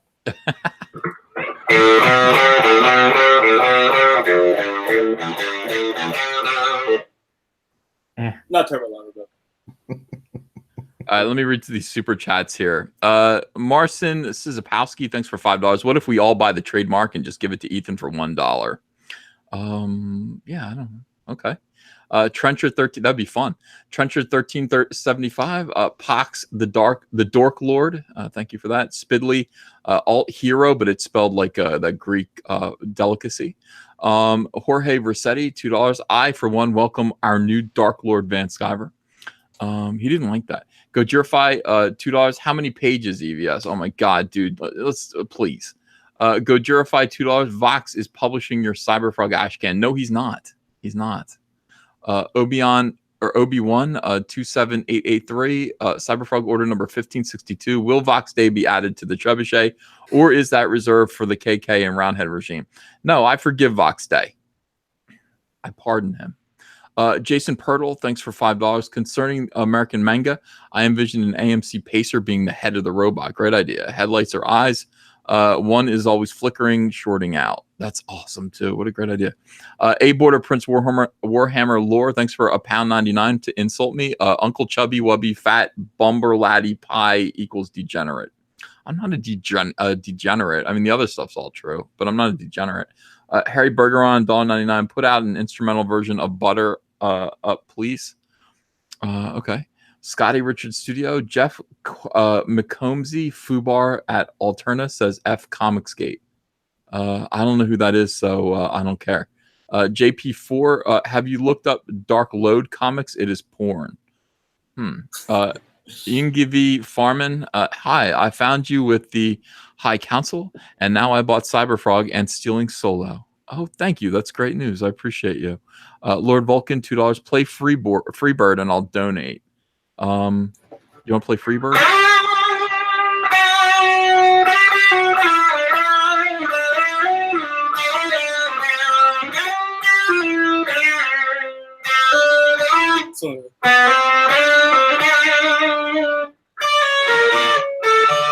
Something like that. That's right. good effort. Yeah, keep the promise. Donate. Ingvi Farman again. And then found the guy who did Germs Hegnite some Mike Miller for my money. Is there a website for Comicsgate Comics? Ingvi, no, I wish I could pronounce your name right. I think it's Ingvi. No, we don't have a website yet for Comicsgate Comics, but that's not a bad idea, and we should really make one so that everyone who's Comicsgate adjacent can actually What be about on one IndieCron? site. Well, there's IndieCron, right? What is IndieCron? It's like sales figures. It's sales Yeah. figures, and then there's what is comicsgate.com too. Yeah, but we should do a website that has all of the current Indiegogo campaigns, so that people could just go there and click, and donate as they want. You know That's what I mean? IndieCron. You can click through there. That's a good website. IndieCron. Okay, so go to IndieCron. INDIECRON. I think one of the mods can probably put that link up for Ingvi. And thank you for your support. Do appreciate you. Love you very much. And really appreciate the fact that you guys are coming through big time and making something real, something reality. $3,075. We're only $425 away from reaching that goal, 88% of the way there. So, guys. I can't believe it. We were at like 2,200 this morning. So yeah, it's incredible. Like I had no idea what was going to happen with this campaign. Appreciate that. Thank you guys so much. Everyone in the chat, thank you. Gojirify says just backed something real. Thank you. That's great, Gojirify. Thank you for the donation as well. Yeah, let's go through. Let's just see what's going on. So Cyberfrog is now at $64,287. That's jumping up pretty fast. Where's my link? Hey, Mike. Oh, Mike's here. What's up, guys? Yeah, we got to put Lone Star up. Okay, we got to get Red Rooster going. We got to give that a jump start. I got to get Mitch in here. Red Rooster. They have good burgers at Red Robin. You know that? Yeah, they do. That jalapeno freaking volcano burger. Are you kidding me? Dude, I'll things take are you guys all bomb. out for burgers and beers. I promise you. Graveyard Shift is just $20 away from hitting 49,000. Somebody, why don't you make that? Why don't you make that flip happen? Black and Red, the art book by Elliot Fernandez is sitting at 2187. He was at 606 this morning before he joined Comicsgate. Now he's at 2187. He has hit 292% of his flexible goal. That's all because of you guys. It is pretty astonishing. And before I put Lone Star up, double check. Okay, so let's get Lone Star going. Elliot. So Mike, you missed all the good stuff, man. Oh, what did I miss? We're going through the. I've been listening for about a half an hour. Oh, have you really? Okay. Yeah. Maybe you didn't miss anything. You just didn't comment on it. I was commenting in the chat. I wasn't looking. I was listening to Ian play guitar, which to me is way more Ian on guitar is awesome. Yeah. I'm sorry. I dig it. I dig music. I dig it the most, man. Yeah, so I missed that. But listen, Mike, you are to blame for Vox Dei's attack on us. I know I'm a terrible human being. I can't believe I beat up Will Callaghan like that. Okay, Well, we're you kicking did. out Mike. Explain yourself. I didn't. So stupid. Well, listen. Some people are, some people are of the opinion that you did, and that person, one of those people, is Vox Dei. Will Callaghan did come to me, by the way, and he accused me of talking about him on this live stream. He said, "Stop calling me Billy. It's insulting." I know, and you're talking about Tucci. I was talking about Billy Tucci. I would never call. Well, I don't know Will. I don't have anything against him. The only thing I ever said to Will was to say, hey, when you're talking about a Comicsgate Pro high up in the rankings, Mike, you're high up in the rankings. Yay, I'm ranked. I'm number 4. I said, make sure that you clarify that you're not talking about me. I didn't, I'm not trying to keep you out of Comicsgate. You could be in Comicsgate if you want to. I don't care. Yeah. It's a weird thing with gatekeeping. That's what I said. Gatekeeping is so stupid. I'm just going to be like, you know what? I mean, honestly, I don't want to hear about gatekeeping anymore. Complaining about gatekeeping. Yeah. Will, honestly, he put me in the unenviable position of having to try to get him to clarify, because he came out before anybody asked. He came out as not wanting to be affiliated with Comicsgate. And I'm like, well, dude, you're putting me in a bad position because I'm your friend. But if you're coming on my show, you're kind of like coming on a Comicsgate show. So I don't know what to do here. And I'm like, I don't know. I was just in a tough position. I don't know if I did the right thing. You did the right thing. I hate to see him hurt like this. But he's kind of his own worst enemy on social media, and he really should just stay off of social media. Yeah, I agree. But anyway, Vox took out some vengeance on us on behalf of Will, so it looks like Will has a good friend in Vox, and that's cool. I mean, look, that's fine. But we can just part friends, or not friends, but I hope so. We just part. Let's just part. He's got a friend in Vox. Colin Jones, $5. What do you think about Roundhead Ryan Johnson coming out with a murder mystery movie? Now he's going to ruin murder mysteries for me. What's it called, Last Jedi? And the victim is Luke Skywalker. I think it's great. I think it's hilarious, and I'm so glad he's not making any more Star Wars. Ingvi, but I think Mark Hamill should be in it. That would be classic. Oh, GRRM meant George R.R. Martin. Love from Norway. Oh, Norway. I want to go to Norway. Wait, what about George? Well, Ingvi was mentioning that he or she, I'm not sure. I would say he. I would guess he is a fan. Oh, cool. Yeah. So we have Norwegian fans here, and of course we do. We have fans all over the place. I don't know why Doug Ernst won't come in here. Why not Doug Ernst? I'm just gonna send him a quick note. I just like saying Doug Ernst. Also, where's Doug TenNapel? Have you guys seen Doug TenNapel lately? He's on vacation. I think he's back now, though. Oh, all right. Because I mean, he was telling me, he's just like, hey, when I'm on your show, I make a little bit of money, and I want to be on your show for the last 8 days of my campaign, and I haven't seen him, so I can't really help him.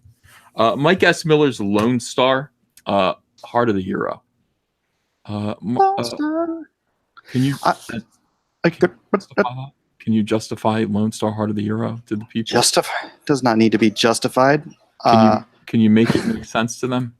Can you explain? The world needs heroes that don't live. Gosh darn it, that's going to sound like Black and White. In a world where justice is black and white. You're doing a bad job here. I'm doing a terrible job. You sound like me now. I know. Nasser, pitch my book. I actually got my pitch for that somewhere on my phone. Lone Star is about a man who was sent into World War II as an elite fighter pilot, taken down by the Übermensch, who was taking over Europe under Adolf Hitler. He was like the Superman of Germany, and he was helping Hitler to take over all of the world. He took down the Übermensch, but at the cost, essentially, of his own life. He was mortally wounded and given the opportunity to undergo a treatment that would give him his life back at the cost of the life he knew. It gave him powers above those of normal men, and he joined a squadron of what are called the Unknown Soldiers, which are basically an elite corps of soldiers that are tasked with taking out the creepy crawlies of the night, the vampires and the werewolves and the chupacabras and but due to the circumstances of his growing up, he's got this indelible need to fight for the innocent and the unprotected, and so rather than just sit around with his core group and wait for actionable intel, he stands vigil every night in whatever city he is stationed at, and just protects the weak and the innocent. Lone Star, Heart of the Hero. Is he gay? If gay means happy. Okay, just checking. Maybe we can reach out. I'm just looking for diversity wherever we can find it. Something Real issues 1 and 2, $3,102. We're now less than $400 away from meeting that goal. Yeah. Lone Star Heart of the Hero just sold a ton of copies because of Mike S. Miller's fantastic pitch. He's at $84,682. That is good. We're gonna get Mike to 100. I really believe that Mike will. He will stick it out. Yeah, 100. You got to stick it out. You got to stick it out. Graveyard Shift, of course. John Malin, excellent. John Malin, $48,980. We're just $20 away from hitting that 49, and then we're on to 50,000. And then John's just going to tell everyone to go off. Everyone who ever defied him, everyone who ever said anything bad to him, looked at him the wrong way, can go themselves, and that's. No, What's at 50,000, we will be giving Nerd Wonder a bonus, and for every 50,000 after that, she'll continue to get bonuses. So That's cool. The first bonus will give her a higher page rate than most people work at Image Comics and the independent market. Nice. John, are you hiring? Yeah, Comic Skaters. I did want to show you something important about the page I'm working on. Oh, nice. What are you doing? It's page 35. That Moving does right not look along. like a 3. Shut up! So critical. I had to go AFK Looks for a like second. looks like a serratus call. anterior 3. Latissimus dorsi 5. Snap. Hey, other John. You might want to adjust the copy of your Indiegogo. I just typed in John Malin just to try to look it up, and it doesn't come up when you type in John. My book comes up, but yours doesn't. So you'll want to put it in the in kind of like the story area. You'll want to put your name in there somewhere. So Oh, so okay. people Yeah, can search it. somebody mentioned that to me the other day. So yeah, I'll look into Good that. advice. I'll see what I can do Good right here advice. in the story area, huh? Yep. Wow. Jesus. Look at Mitch Brightweiser just posted something on Twitter. What did you post? His anus.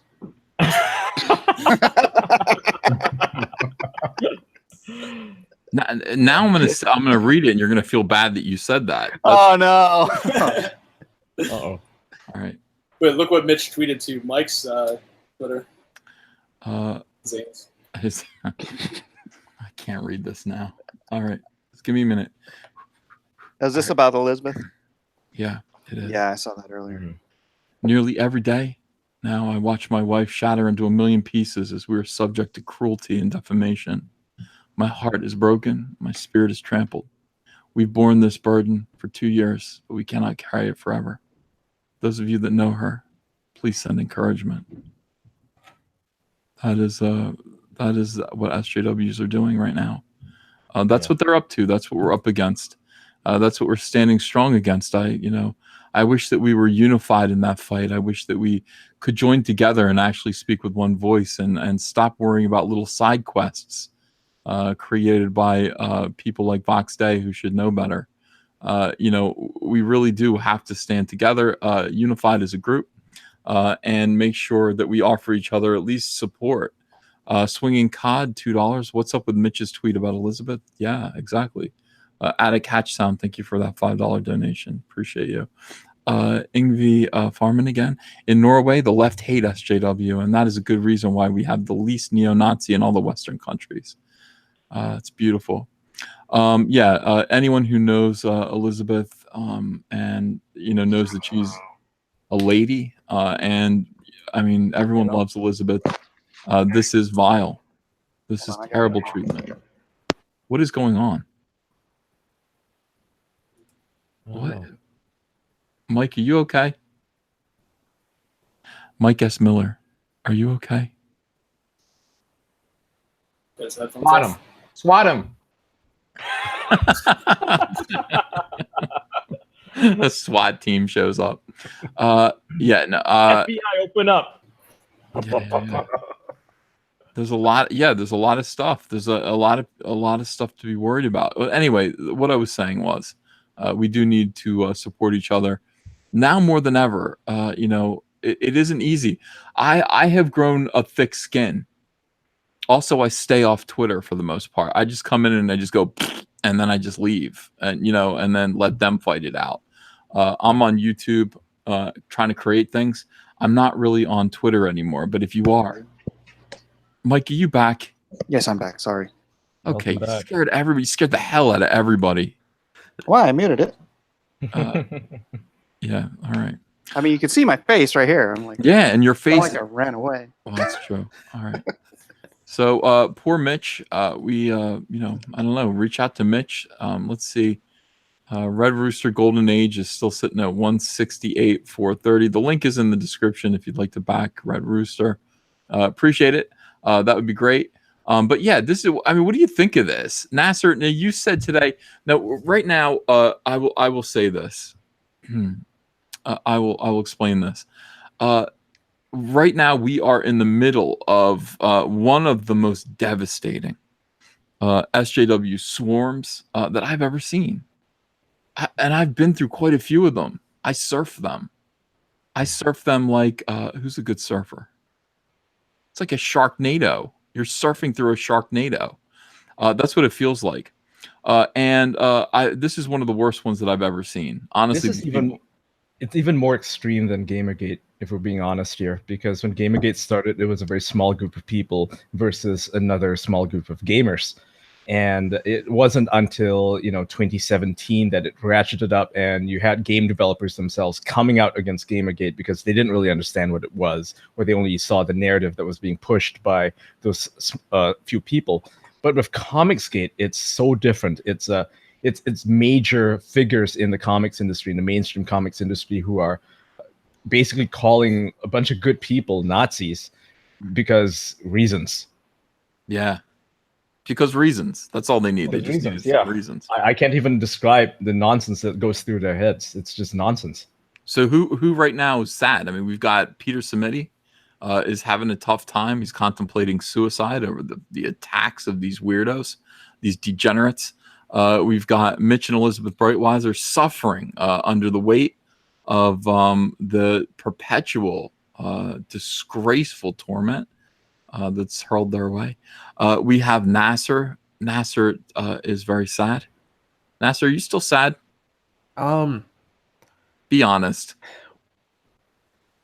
Yeah, I pretty much always feel sad. If I'm being honest, I'm very depressed about the industry and other things. But well, I'm sorry about the criticism, Nasser. Oh no, I love the criticism. Trust me, that's great. I don't get mad about criticism. But your hair looks terrible. That got him.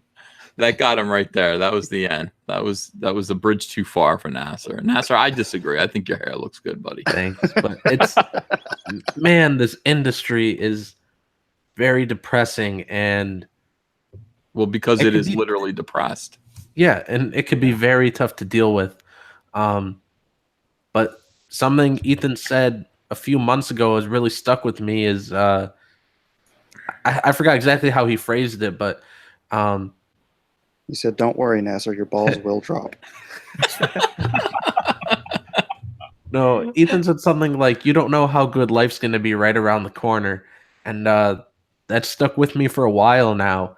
I mean, and I don't have it as bad as Mitch and Elizabeth or Peter Simeti have had it, or even Zach with all the stuff that's happened to him. They've all had it worse than me, but it still depresses me, and it depresses me what's happening to my friends, where Mitch and Elizabeth can't even go to a con. It's just dumb that they fear for their safety when they haven't done anything. They haven't badmouthed anybody. They haven't insulted anybody. They're just like the nicest people ever. They just put up a comic and said, "We like our customers," and that's it. So Yeah. this industry is just stupid. And we had a bunch of pros just yesterday coming out and saying, "Oh, you don't need experience to work in comics. That's why we handed e-viewing a #1." But That made you crazy. I know that made you absolutely nuts. But for 3 years, I'm telling people, "Would you mind looking at this script for something creator owned I write?" And everybody turns me down. I probably had like 2 people read scripts for me. I turned you down. I turned you down. Nasser. Yeah. Well, John read one, but I was like, You John, never I'm asked reading for You that. know who your friends are, Nasser. It's a lie. John doesn't know how to read. But for real, these pros are so like nasty. Like I had one guy, I'm not gonna say his name, but I had one guy from Top Cow. I was like, he was gonna read one of my scripts, and he opened it and he's like, "Oh, you don't write full script?" And I was like, "No, I don't like full script." And he's like, "Well, I'm not gonna read this and never talk to me again about writing and blah blah blah." And he still has a Kickstarter he didn't fulfill from a year ago. So What's full script exactly? What's full script? full script is you go page 1, panel 1, and you put all the stuff for panel 1 inside of there, everything you want the artist to do, and then you put panel 2. I just don't do the panel breaks. I just do page 1 and I give you everything, and I let the artist decide how they want it. Nasser Marvel- does it Marvel more Marvel style, yeah. Organic stuff. Yeah, okay. Yeah, it makes sense. Yeah, well, Yeah, it didn't make sense to the Top Cow guy. Not at all. That doesn't make sense to me that he would turn that down, that he would be opposed to that. I mean, that seems like a really smart way to write a comic. What does his name rhyme with? I like it. It's a lot faster, and plus, the artist is going to be the one doing all the visuals. So Exactly. Right. I figured, like, I don't know, if I say panels 1 through 3 this, and then I don't know, one of you artists is reading it and you're like, "Oh, well, this works better in 4, or we could condense it to 2." I mean, then we're wasting time on rewrites, whereas on a rewrite we could just make the dialogue better, make the actual actions better. But I just don't feel the need for panels unless it's something crazy specific. Mm-hmm. What do you think of all this, Ian Miller? What's your opinion of? Stupid. So my thing is,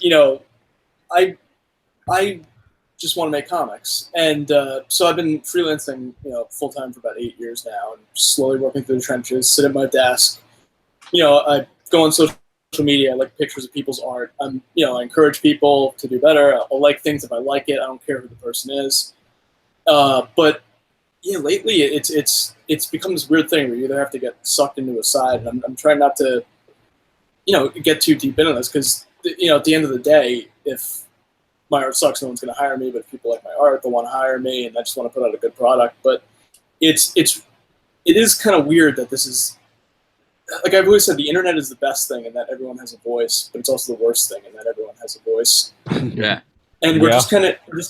Can I swear on here? Yeah, go ahead. So there was just all this like back and forth. He said, she said, BS, and then. So I just went on Facebook and I just said, "Dear everyone, get off Twitter, shut the fuck up, and make comics." Yeah. And that's just my thing. Like, sometimes it's important to talk and to let people know who you are and stuff like that. But I don't know. It's just I like like good comics, and you know, a lot of people are giving, you know, Bill Sienkiewicz a hard time, but Bill Sienkiewicz is a great artist. He's, you know, I grew up reading. Well, I didn't grow up reading his movies. Still a piece of shit. He's a great artist, and it's you know, it's one of those things. But then, I don't know. I just want to see good comics. I just want to see things thrive. And things are too political now, right? Things are just way too political these days. It's my escapism. You have the wrong idea. You support somebody who's not supposed to be supported, and I mean, Neil Gaiman was getting a lot of shit recently because, you know, he refused to denounce a comic skater, right? Yeah. And it's like, that's Neil Gaiman. What's your problem? Yeah, so I haven't identified with the side. I just want to do great things. I mean, that's but good. I've been in here for like, what, an hour, and my Indiegogo is going nuts, and that's a huge amount of support. Oh, your email will be going nuts next. Yeah, so you'll get a bunch of emails. So that's the thing. I don't want to put anyone down. Everyone's welcome to read my comics. You're you know, more than welcome. I you know, that's great. And Are you talking to Ethan Van Sciver? yeah. Are you a Nazi? Yeah, I don't know. Ethan makes silly songs, and I watch Ethan's drawing videos, and you know, for years I've been watching them on Facebook and stuff like that. And I'm just amazed how he does what he does. And even like I've commented on your, I don't know if you know who I am, but just I'm amazed that you just take the blue pencil, scribble some stuff, and just go in with the ink, and that's hard. I mean, you know, you're a talented artist, and your work should speak for itself, and it sucks that you're successful, you know, because you have a great looking comic. And, Get a room. and you just have a nice voice, and you're just so handsome. Thank you. Yeah, that's what I wanted to hear. Yeah, absolutely. And you know, feed you high chocolate anytime you want. And but it's my number. You can call me anytime. But the thing is, comics are my escape. I love comics. I've grown up reading them. I've been drawing them for as long as I remember, and I want them to be the source of happiness. I don't want to, you know, go online and read a comic and just feel bad afterwards. Yeah. Isn't that what Nasser's books are about? Honestly, kind of. My stories are all super dark. Yeah, when you have, you know, one of your favorite creators, or whether it's a musician or comic artist or even a video game developer, chew you out publicly because they have assumptions about your politics or whatever, because they heard from somebody else. It's depressing. It's depressing to deal with that, because it's like, wow, I looked up to you, and you barely know me, and you're acting like a fucking retard, to be fair. Yeah, and you know what? And they just lost a fan and a source of income for life. Yeah. Like, So I'm they not don't- buying Destiny 2, for example, because hey, one of the developers decided to start talking shit. I'm not giving him money. Screw him. There you go. They don't get it. Yeah, they don't get it, and it is sad. I mean, it is, you know, it's tremendous. I know these people personally. I know them all personally, so I don't really care. Like, and I understand the pain that it must cause to somebody like Nasser, but to me, I'm just like, you know, all right. I had some good news, guys. So Peter Simeti just posted. He said that since the Alterna thing blew up last weekend with the SJWs targeting him, he's sold 10,000 copies from his store. Woo! That's awesome. Yeah. Nice. That is the thing. That's called green listing. And that's what Zach talks about. He talks about how when the industry blacklists you, you end up getting green listed, which means you end up making a lot of money from normal people who want to support you. People don't like, I've said this before, but let me say it again, because I haven't said it in a while. People hate SJWs. Oh, they do. People hate them. And being on the opposite side of an SJW might be painful. You know, running afoul of the left could cause you some emotional turmoil. But take heart. People fucking hate SJWs, man. Yeah, they don't worry about them. Don't worry about them too much. Wear that with pride and sell your comics. Smile at them. They can't really hurt you. I mean, this is the thing. I wanted Mitch and Elizabeth. I wish you would come in here. They can't really hurt you if you ignore them. You just ignore them and just go. Unless they sneak up behind you at a bar. They make you feel. That's true. Yeah, if they actually punch you at a bar. Listen. I'm armed. You want to take a swing at me? Whatever happens. You know, I'm warning you. And I think everybody should kind of understand that. You know, talk to Elizabeth and Mitch and just be like, hey, listen, you guys don't have to pay attention to this. You don't have to pay attention to this. You can just ignore it and move on and be happy. Be happy for the fact that, you're doing Red Rooster. They're trying everything. They're trying all these weirdo psyops to make you feel like this is the end. You're going to make more money doing this in a couple of years. In a couple of years, you're going to make more money than they have in their entire careers. And they're aware of this. Well, just FYI, Mitch and Elizabeth might be out rolling in cash right now because my deposit went through this morning, and they probably got theirs today too. So, and theirs is way bigger than mine. Ooh, I better check my Wells Fargo. Let me check this. I can understand the feeling bad because you have a bunch of people who maybe you respect and they hate you. It feels bad, even if you're rolling in cash. It feels bad to be disowned by people you considered your friends. And I understand it. It's for me now, I don't care anymore because it's like whatever, right? It's years. But when I first came out, I apologized to gamers because I was on the SJW side and I didn't like what I was doing. I was very ashamed of myself, so I apologized to the gamers. And people I considered my friends, people I worked with for years, they were denouncing me publicly like I was like worse than Hitler, and that was hurtful. It was hurtful. The things that they said about me, they were definitely not true.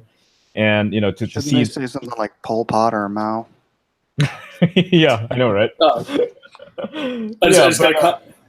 They're just awful, and I get it.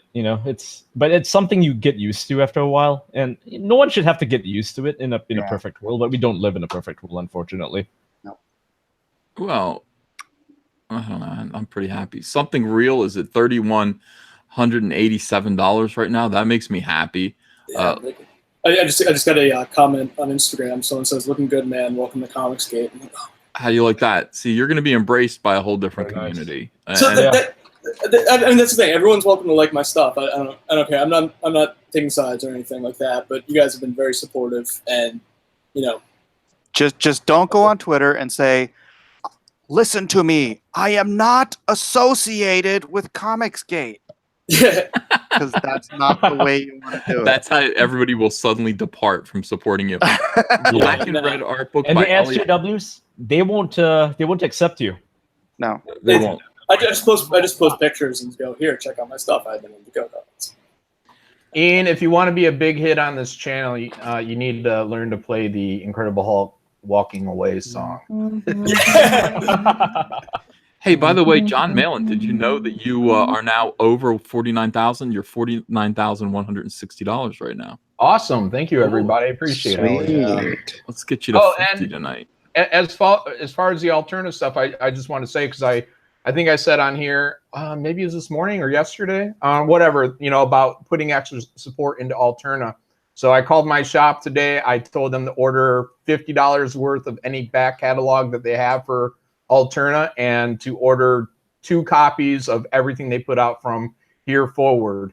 So I guess they put out on average maybe 2 to 4 books a month, so it's not that big. So if anyone is interested in supporting Alterna, you can have your shops order 2 copies of every book, and they're only like $1.50 a pop. Yeah, I've been ordering their whole catalog for like a year, and it's like $5-6 a month, guys. It's really worth doing. Wow. Yeah, so a little bit can totally help these guys out. Yeah. I even have some books that are just $1. Like Peter Simeti has a 4-issue series called The Chair. All 4 issues are just $1 each. So that's like 1 issue from Marvel or DC. And they even have this thing, it's called like $1 one-shots or something, where it's self-explanatory, but they have some one-shots that are just $1. And they have a double-sized anthology going on called It Came Out on a Wednesday. You get like 50-something pages for $2. You can't beat it. Nice. What exactly is the deal with Peter getting all this hate? Like, has he said anything, or is it just his business practices? Because he's a normal dude, so they hate him. Well, no, that's not true. Peter has aligned himself in a way, in a not really too firm way. I mean, he's kind of tread the line towards Comicsgate. There's a hashtag called Move the Needle that is something that Comicsgaters put at the end of their post, which means, hey, we can prove that we make a difference by buying comics. we'll take a picture of the comics that we have, the ones that we like, we'll recommend them on Twitter, and then put hashtag move the needle, meaning we're trying to make a difference in sales. Yeah. And people see that, and some people retweet it. And I think Peter Simeti did retweet it quite a few times, which means that he supports Comicsgate. And so he began to get threats from people who said, "Oh my God,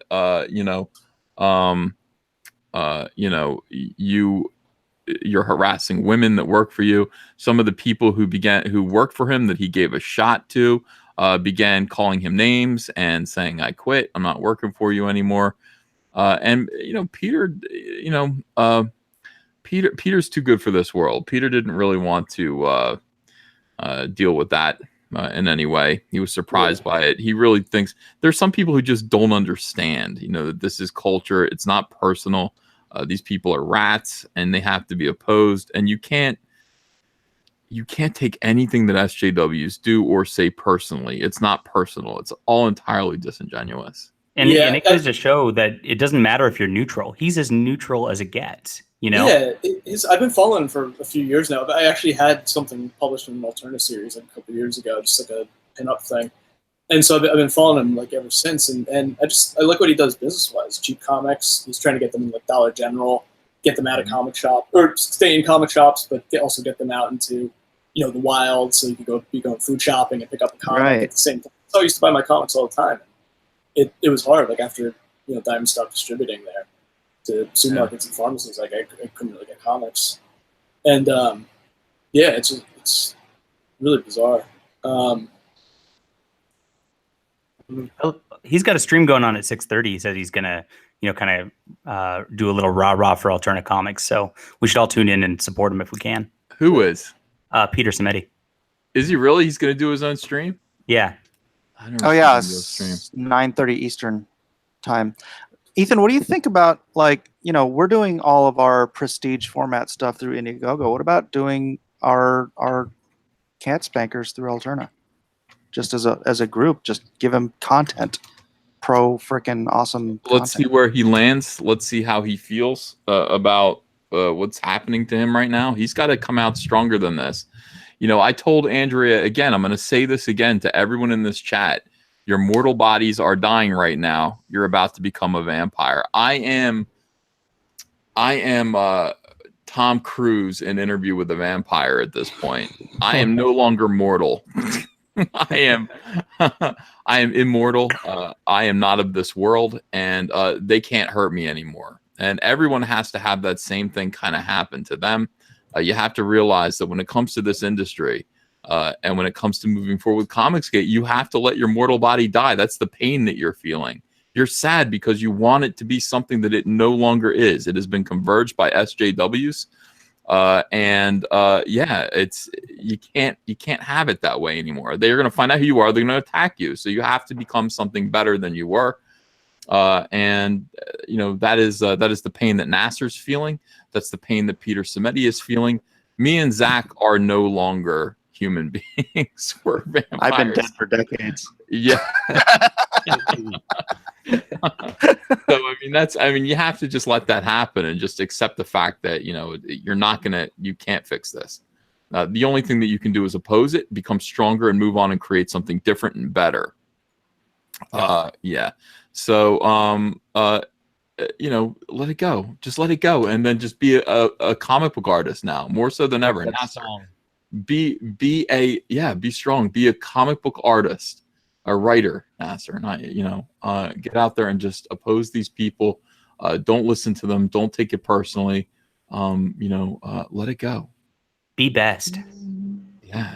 Let's go. Melania says. Let's go. Let it go. Hey, by the way, guys, something real. Let me put on screen share again, and can I do that? Hey, Frugal. Frugal's in here. All right, let me see here. We'll do that, and then I'll do this, and I'll do this. Frugal's got a guitar. Frugal, don't goof off for 1 second. All right, something real. Issues 1 and 2. The infamous boogeyman attempts to craft his own world from the imaginations of helpless children. Ian, what is this? What's this about? Well, it's about an infamous boogeyman that attempts to craft his own world from the imaginations of helpless children. Well, give us the pitch beyond that. So the way I always describe it is, you know, when I'm talking to someone about introducing them, I'll say, you know, there's two types of people in this world. There are those that were afraid of the dark as kids, and there are those that are lying. And so what I'm trying to do artistically is just trying to make a really scary comic, you know, basing it on, you know, horror movies and things like that. The story is about an 11-year-old boy named Philip who starts having weird nightmares and starts bleeding into his real world. And all of a sudden, you just start seeing this monster. And he's trying to figure out what's going on. And it turns out his family's been haunted by a boogeyman for generations. And he's the final piece of a puzzle for this boogeyman to create his own world, his own twisted reality. And so it's up to him to stop it. Man, that sounds cool. Great artwork. Look at this, guys. That's just fantastic looking. I mean, that looks cool. Looks cool as hell. That's cool. Thank you. I don't care who you are. That looks cool. You know, everyone's going to like this. Great artwork. Terrific artwork. I assume the story's going to be pretty cool. Yeah, it's a fun story. Link for this is in the description right now, guys. Why don't you back something real? You know, we've got everybody funded. We need to get Ian funded here. He's at 91%. He just needs a little bit more. He needs a little push. So back something real. Link is in the description below. Yeah, I want to thank everyone that's back since I've been on the stream. We were at, I think, 2,100 or 2,200 today. Yeah. It's possible we can get it funded in 5 days. That would be great. Yeah. So let's make it happen, guys. It's pretty cheap. I mean, it's going to take forever. Honestly, look at this: $10, $50, $20 for the limited set. But you know what's great is, I mean, you know, buy a page of original artwork, $175 for a page of artwork like this. Yeah, this will look nice on your wall. That would look nice on your wall. Go ahead and back it at the $175 level. And I think there are still 8 pages left that you can do, that you can get. Look at this, $3,237 right now. Oh my God. So we're right there. This is going to happen pretty quick. We're going to make this happen tonight. Let's make sure that gets funded. Let's see where Cyberfrog is. Cyberfrog is at 60. Oh, we're $3 away from $65,000. That's great. Thank you so much, Mitch. Yeah, look at that. We just sold a bunch more copies of Red Rooster. Mitch is at 168, 575, even though he's not here with us. Ravage, kill all men. Kill all men. I don't think so. I don't think we want to kill all men tonight. But John Malin is here with us. John Malin's at $49,212. He's got a book called Graveyard Shift. John, what is Graveyard Shift? Graveyard Shift is the Universal Monsters if they were the X-Men. They are scientists that were murdered, and much like you were saying earlier, Ethan, your body will die and you will be reborn into something better and stronger and faster. And that's what the Graveyard Shift is. They are reborn as murder machines. I love it. Absolutely love it. Graveyard Shift. It's up there. Link is below in the description. Why not back Graveyard Shift and make that, make some SJWs cry. They don't like John Malin. They don't like me. They don't like John either, do they? No. Yeah. You can still search my name, and one of the first things that come up is a Bleeding Cool falsely tying me to the alt-right, and they refuse to take down this article. Despicable. Journalism, y'all. Journalism.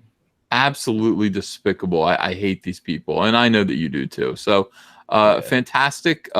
Something real. Wow. Okay, we're there. We're $53 away now. $53 away. Holy awesome.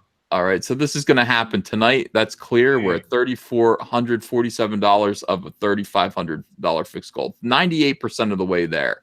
And that's you guys. That's Comicsgate. You guys like the guitar playing. Yeah, if you hate Rich Johnson, it's F Rich Johnson, it says, NE Dynamo. Thank you for that. Why not just throw a little bit something real, throw a little bit that way. Make that happen. Let's check out Lone Star. Now, Mike's wife came in. Everyone is talking about how hot Mrs. Miller is. I didn't see. I was busy looking at something else, so I missed that. There must be something real. Must be an aphrodisiac or something, because you're talking about it and they're making out on screen. All right, so let's see. Did Mike? Did she bring you food? That's what. Yeah. Yeah, that's hot. That's hot. I don't need to see her. I just need to see. My wife made me a steak upstairs. She just came down, poked her head down, and said, "It's ready." I was like, "I know. That is hot. That is sexy right there. When you got a woman who cooks for you and brings it to you, that is what it's all about. So why not throw Lone Star Heart of the Hero? The link is in the description. If you like Mike, if you like his comic, if you think his home life is enviable and he deserves the success that he's got, he does deserve the success he's got. $84,682. Why not support Lone Star Heart of the Hero? Why should they support you, Mike? Because America needs Lone Star. America needs a patriotic hero that people can believe in again. That's kind of the tagline of my whole universe, Blacklist universe, is you'll believe in heroes again. Because we're in a place and time where it's like, other than the ones on the silver screen, you can't believe in the heroes in the comics anymore. They're all just being bulldozed by some giant, horrid Marxist creature who just wants to wipe away everything that we've loved and believed in for the last some of us for 40 years. I've been in this industry as a fan or a creator for 40 years. And they're like crapping on my entire life. And no, I'm going to wipe it clean and start over. And Lone Star is the cornerstone to an entire universe of heroes that are going to make you believe in heroes again. Hell to the yes. So if we get this to 85,000, will Mrs. Miller come in and wave to everybody? I hope so. Well, I think we should arrange that. That's all right. Yeah. So if we can get it to 8,500, Mike's wife will come in and wave to you all, and that is a big deal. So. And for those who don't know, his wife was a model for the early image books. What one was she again? Was she Voodoo or? She was Voodoo. Actually, I have a card here. Somebody sent me to have her sign. If you want to see it. Oh yeah. Your thoughts are dangerous. $5. Can we get Mrs. Miller back in here? No wonder Mike's got a million kids running around. Looks like one of them flies in his office. She just walks in. I don't know. Can you see this? This was my wife when she was the model for Voodoo. So I remember. I don't know if that focuses very well. Yeah, you look good there, Mike. Yeah. Hold on. I wasn't complaining. Oh. Wait. Okay. There we go. Yep. All right. That was the 90s, man. The 90s were fun. I love the 90s. Yeah. I love the 90s. I was born in 97. I don't really know the 90s. Oh, good God. You're so young. Yeah. He's but a child. His balls will up. He's but a child. Awesome stuff. I mean, everybody's basically kicking ass here. Except for, who can I make fun of? Nasser's an easy target. I know, but he doesn't have anything to sell. Normally, I say everybody's doing very good here tonight. Everybody's doing excellent, except for, and then I'll say like John Malin, but John Malin actually is doing great. Well, my channel, I just launched a gaming channel, so I don't know if you guys are all into that or not, but we're putting out daily videos. It's me and Andy Worski. We're working on this. It's called Hype Break. So I hope you don't mind chilling. Yeah, Andy's cool. That's who I had to take a phone call with. That's why I went silent for 15 minutes. Yeah. Asami Comics, by the way, hold on real quick. $10. Thank you. Comic Artist Pro Secrets. Ethan, may I come on your live stream sometime? Asami Children of Rusu. Yeah, why not? I mean, sure. Oh, I saw that Indiegogo for that today. It looks really cool. I tagged you in it. Really? Yeah. All right. I don't even know. I don't go on Twitter. I don't see what's going on. Twitter's a living hell right now. It really is I agree. People are asking for a link to my channel. You can just go to hypebreakgaming.com. It leads to the YouTube channel. I bought the domain. Guys, Vox Dei just went live again about me. Oh no! Oh no! If we get to 85,000, you have to come in here and wave to the audience. Yeah. Make that happen. Oh, that was good. All right, are we there though? I mean, I don't even know. No, nobody's bid yet. Somebody has to pledge for Lone Star Heart of the Hero. So Vox Dei is live right now. He is calling me Ethan Van Soyver. Let's go. Original. Like we've never said that before. Bad Soyber. And he's saying I'm lying about something. So let's see what I'm What are you lying lying about. about? Yeah. I don't know, but I'm interested. Someone should record the sidebar, like, you know, open up OBS or something and just record everybody's comments. It's gonna be hilarious. All right, so here we go, guys. The dark stream. He's got a nice chat. Two-Face Van Soyber. It's me as Two-Face. Oh God, why are we doing this? I don't know. You like hurting yourself? Yeah, It was so funny yesterday. people can go over there. It's the dark stream if you want to. Dark stream. Oh God. It does sound like The 13-year-old make it? I sound like wait, he's saying I'm lying as shamelessly as an SJW. And here they go. Here comes my people. Oh yeah. Oh boy. 81. There are only 81 people in there. Somebody said Vox Gay has more faces than Big Ben.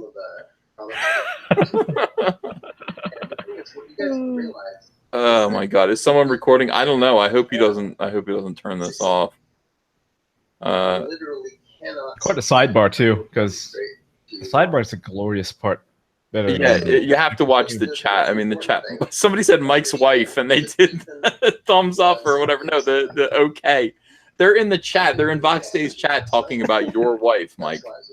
Look at the way that these Gamma Boys. He's calling us Gamma Boys now. Gamma Boys. It's not Beta Boys. It's Gamma now. Wow. The Incredible Hulk is a Gamma Boy too. Vox. Yeah. What the hell? He wasn't upset. I'm not upset now. He's totally not upset. He's huh? vastly amused.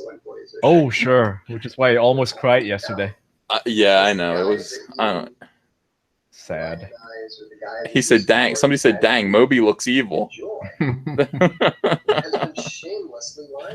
All right, so Vox, what am I lying about? What am I lying about? Tell them, please. He hasn't even admitted to you Yeah. that we talked the day before. We had that 30-minute conversation. We also had a 16-minute conversation. Mike's wife is our new Dark Lord. Where's Mike's wife? Who are you? A Vox upon all your houses. Oh my God! Somebody said, "Are you related to Roundhead Ryan Johnson with that round S head?" Round S. I don't. But he does look a little bit like Moby. A little bit. He looks like Matt Myers. Hashtag Myers Twitter. This is how Mike's wife is ashamed of you. called me, and I was Including what I just said in this stream. He mentioned the comments, but I don't really remember. But I do remember telling him whatever he does, just don't hurt comments. He's lying to you again. No, he's not. That's not a quote. Two-Face now. Oh. Because he does not tell the truth. He's a shameless liar. I haven't lied once, Vox. Why can't you? Why What are can't you even lying about? get along with it? Well, you he's not lie saying- about anything. He's saying that I'm lying, that I knew he was going to do this all along. He's saying that he told me I was going to do this. See, here's And I mean, there's... It's not just the telephone conversations we had. Yeah. It's It's also the emails. that we Show the emails. I actually sent him an email. Let's see here. Because I just read them. Yeah. And they're not going to be any different from what he shows. On, let me see, where was it? Everyone loves Mike's wife in the chat. They're going nuts over Mike's wife. August 29th. 3,867 raised by 161 backers. The day before. Mm. And I was just letting him know that we had obtained the imprint. That's a super chat from It's on Verify. August 29th at 7:59 a.m. his time. And Let's I see said, here. from Ingram, the imprint Comicscape has been added to your account as requested. Everyone in the chat is like, Mike's wife is hot. And, on September 2nd, Here we Punchable go. Face says he's going to go full Eichenwald. Yeah, he's going to go full Eichenwald. This is embarrassing. It This is. This is really sad. below Yeah, I'm the looking chats are at going the- by so Unless I can't read them. Mike's wife, swing. Hey now. Yeah. Vox Dei. Oh, here's what I got. I have and somebody. All right, I'm just. Ethan absolutely knew about the Comicsgate imprint. He supported the idea. No, I did not. And he lied to you. All that pretense, all that outrage, all that was lying. And he knows it. Yeah. And you guys can Here we go. You guys can do whatever you want. He gets like he watches the chat the whole time and tries to see like if it's going his way or not. But the entire chat is talking about how hot Mike's wife is. Yeah. Hail Mike's wife, the new Dark Lord. Send Ethan your chair. They're saying Mike's wife. They're saying, why are you lying? I don't have a, by the way, I don't have, I'm looking at my stuff. I don't have an email from Vox Dei on the 29th. I don't have one. I don't think. I don't see it. Vox. Hit that downvote button. Yeah. Oh yeah. Oh yeah. Everybody downvote. You understand who's talking about himself. Let's see. Now, let me show you something. This is why Ethan is already less significant. Okay. That's a stretch. Are you guys watching this or just listening to it? I'm both. Sounds like a joke. Okay. This is why Somebody Ethan's already... put Mike's mom is hot. If you're into that Edna Mode thing, I guess. This isn't as good because there aren't as many people. Yesterday there were twice as many people in his chat and twice as many people in my chat. Now there's only half as many, but at least it's the same ratio. Yeah. You know. Mike's wife is hot. Smash that downvote. Vox is full of iTunes. Vox, grab a piece of duct tape and place it on your mouth. A lot of people talking about Mike's mom is hot as F. Mike, your mom is kind of hot, though. She looks pretty good for a 78-year-old. Yeah, she does look good. All right, what is this here? So why am I insignificant now? What is this chart? Why does he have a pie chart? I don't know. The amount of money you're making per page or something? Or the cost per page. The cost must be. Yeah, you're willing to pay people well, I guess. I don't understand. Is that a bad cost thing? No, wait, I don't know. Why is this guy making pie charts about me? I don't know. He's obsessed. He's like a guy trying to get his crush to notice him. I notice him. I see it. Senpai notices him. Too. Somebody said Ethan eats your pie chart. Hey, Ethan, I gotta go pick up my brother, but I'll probably be back on later if you're still streaming. Okay. See you guys. I'm gonna stream all night. This is the last day of Cyberfrog, so we gotta stream. All right. Got a $2 super chat from I'll be back Your Thoughts are Dangerous. He says, Vox Dei sniffs boys' bicycle seats. I mean, honestly, this is it's almost sad. Like I want to laugh at it, but I'm watching him pull up a chart, and he goes, "This is why Ethan is much less significant today than he was yesterday." And I'm like, I don't know. I feel bad. Like I feel like it does seem kind of Eichenwaldian. You know what I mean? It does. Yeah. This is not, dude. When everyone in the chat was like, "This seems kind of Eichenwaldian," that was before he pulled up the pie chart or whatever chart this is, right? The graph. It's getting sad. I don't know. Yeah. I feel bad about it. But yeah. Anyway, I know. Here's the truth of the matter is, it was embarrassing yesterday. It was embarrassing for him, and so he is lashing out now. It's even more embarrassing now. I know. Just let it go. Can we just move on? He really is pulling an Eichenwald. Yeah. He's gonna obsess about it. He's got graphs and charts, and what he can explain is that Lone Star Heart of the Hero is at $84,825. It is only $175 away from getting to $85,000 right now. At which point, Mike is going to bring his wife into Wave Hello, I guess. I don't know. Nice. Yeah, that's it's just it's one of these kind of like stunts that we pull here. Let's have fun with it. Cyberfrog is past 65,000 now, $65,387. And what this proves is that I am much less significant today than I was yesterday, according to this chart. Red Rooster, let's see if Red Rooster's doing all right. Red Rooster's just staying where it's at for now. Graveyard Shift by John Malin. John Malin, what do you think of all this that's going on? The Vox Dei stuff, yeah, I think it's embarrassing for us. I think that he would try to blur the lines like that. I think it's disrespectful, and I really want nothing to do with the guy. Yeah.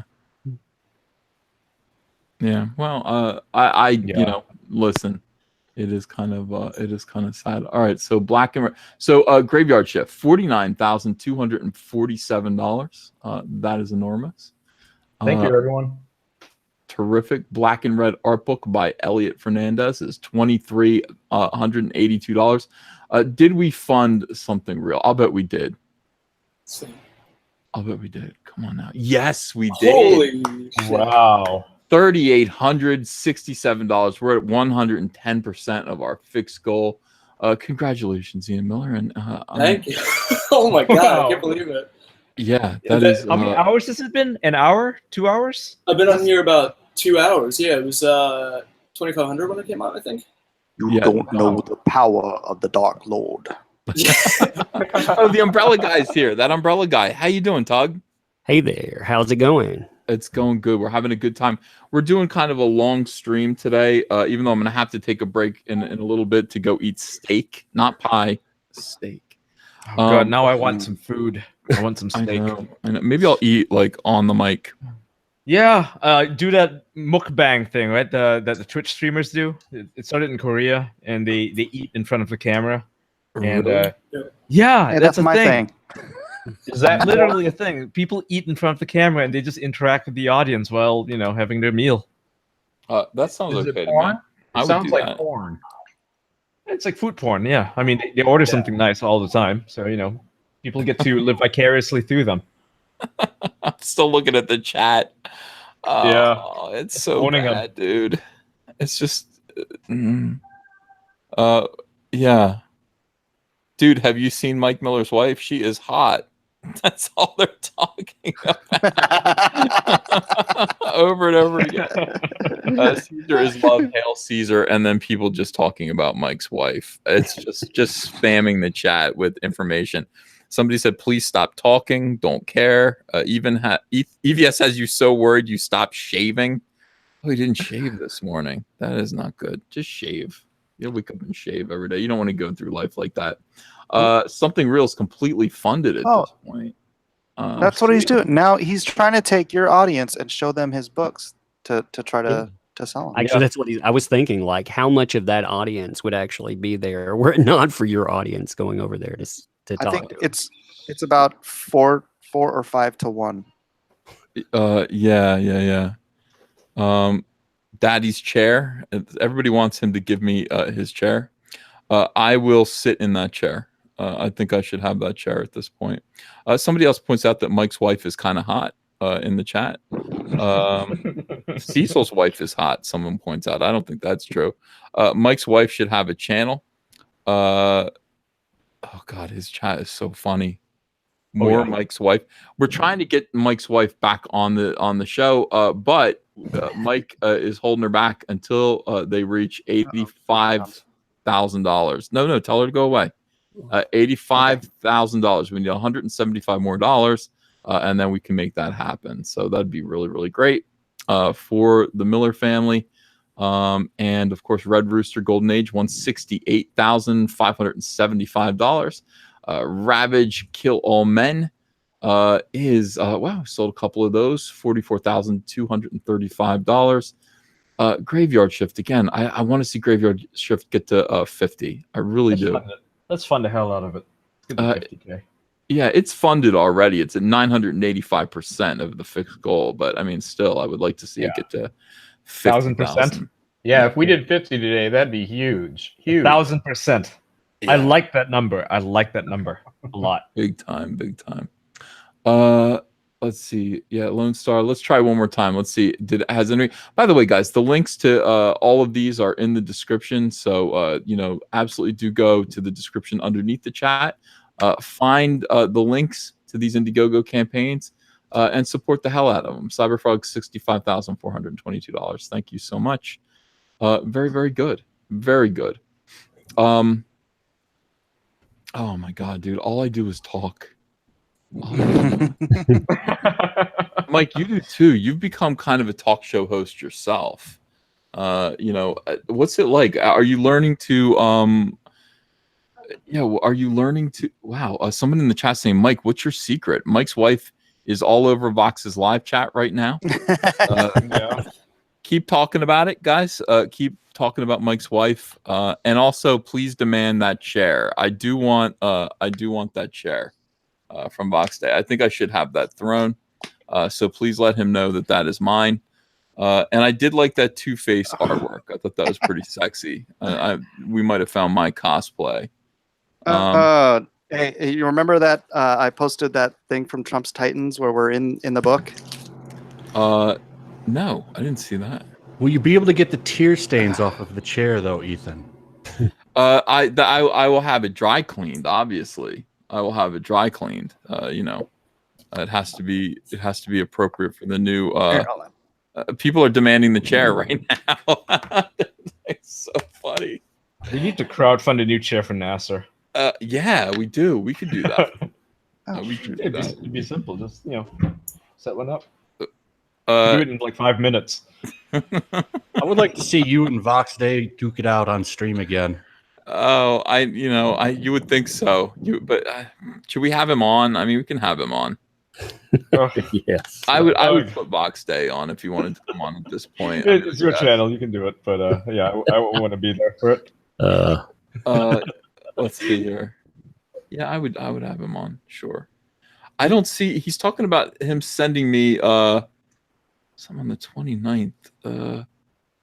Oh yeah, he sent me this. He sent me a note that said, "From Ingram, the imprint Comicsgate has been added to your account as requested." I got that and didn't know what the fuck it meant. So I didn't respond to it.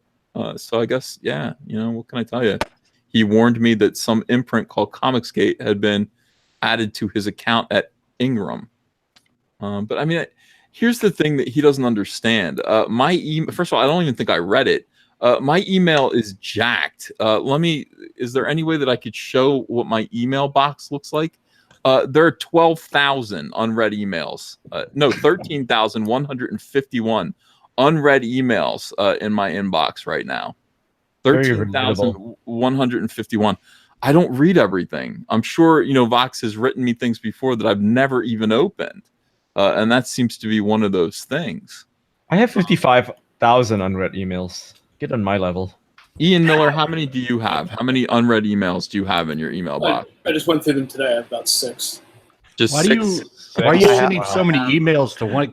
You send all the junk to like a junk email. Then you don't have to have yellow flash. 12,000. Smart thing to do. Yeah. I have one email account. It's just nothing but spam. Well, that's what I do. Like when Yeah. you get really drunk, like that's what I try to do. That's why I have different accounts. That way I can go on. It's kind of like drunk dialing, except with email. I have 130,000.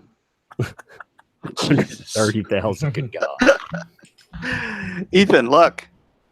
Oh, what is that? Is that us? This is Trump's Titans. Whoa. Yeah. Whoa, It's that's us. cool. Oh, that is me. Cool. That Cecil's on a poster in the background. It's freaking Richard. That's Richard. I wish it would focus. I can tell it's me, but I can't really see any detail. Yeah. There we go. Oh, there we go. Yeah. Yeah. Nice work. Yeah, that does look like me. I have too much hair though in the front. Too much hair, but that's thank you. So yeah, and so they're fighting diversity. He's got a pussy hat. That's great. No, you can't say he. Oh, They don't say. Yeah, that's Cebulski. That's Cebulski. Yep. Yeah, he sent me some preview issues so I could put it on my show, but I figured I just got it right now. So Ro Kabir and his Ro Kabir Kumar and his Centurions are now riding on Vox Dei. This is unfortunate. They are demanding the chair. Please get me the chair. Rokabir Kumar, bring me the chair. That's all I ask for. Somebody said you look like a steam-washed Muppet. Again, I like that. Is it Stan Lee, by the way? I see Stan Lee in the comments. Yeah, that one. Oh, What is going that on? was Why is Stan there a Lee. wire on there? Oh, yeah. Oh, So on my who drew table. this? Who drew this picture? Who drew the book? It's Chris Crosby's company, you know, Keenspot. Yeah. Where's the freaking credits? That's a lot of talking heads there, guys. Yeah. Well, listen, we have a lot to say. Yeah. We Yeah, talk maybe. a lot. And we're not getting anything written done. I meant on the pages. Yeah. Says, That's what I mean. It says written and created by John Barron. Art by Sean Remulak. Interior colors by Jagras, something like that. I don't know. Pretty creative. Yeah. Anyways, it should be out in stores. I think this month or something. It's got an ad at the end for a So, video. yeah, game for there's some the reason. Stan Lee. Yeah. He's all See pissed that. off at Cebulski for ruining his company. And then diversity throws him out the window. Oh no. Trump saves him. So. Oh. Okay, good. Oh, spoilers! Trump saves Stan Lee. That's funny. Rokabir Kumar in the chat just said free the kids, Meth Moby.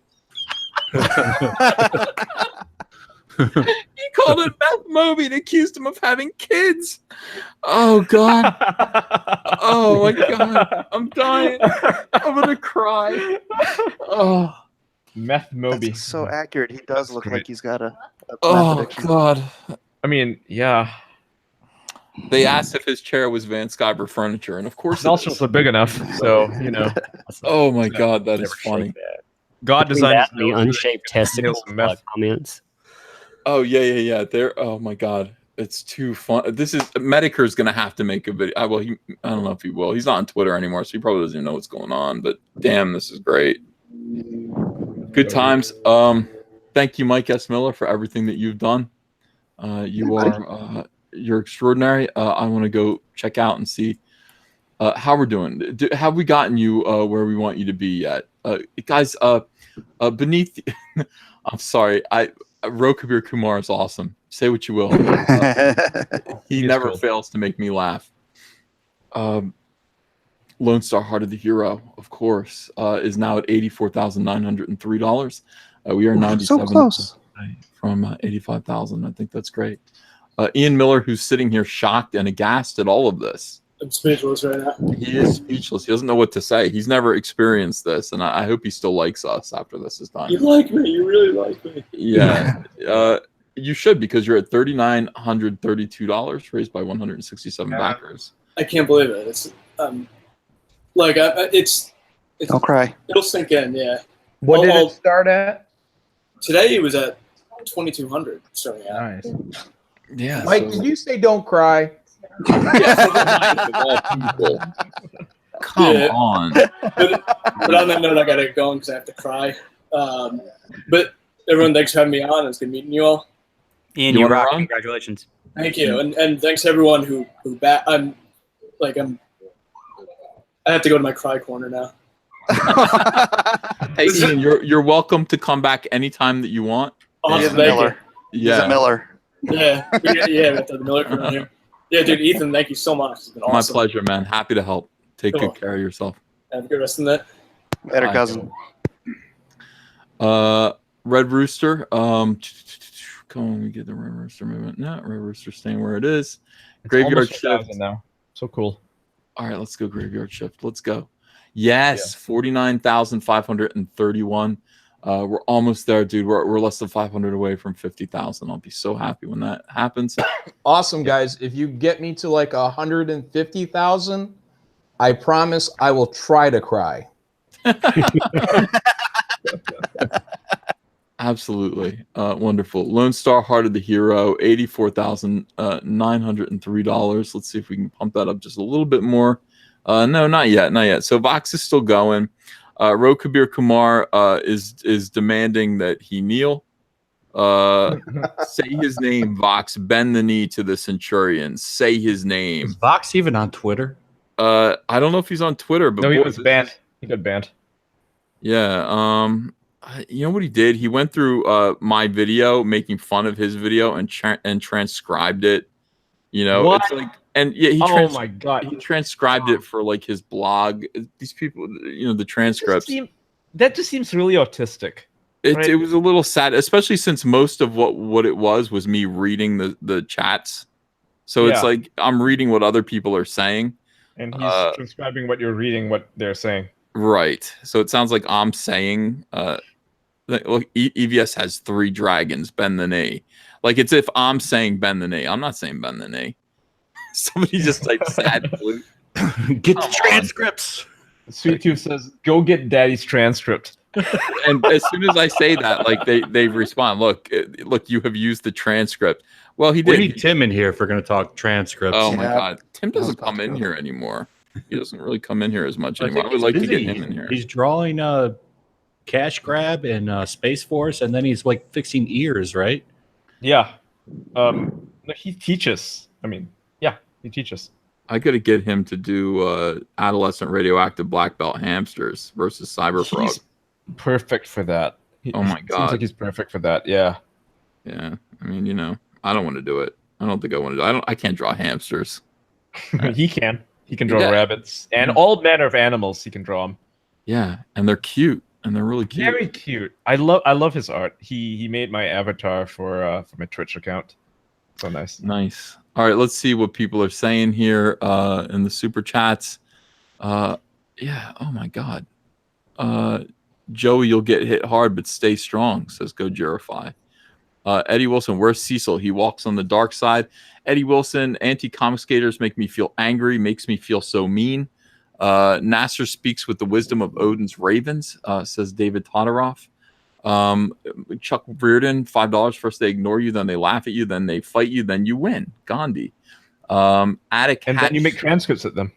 Yeah, and then you transcribe them and put them on your blog.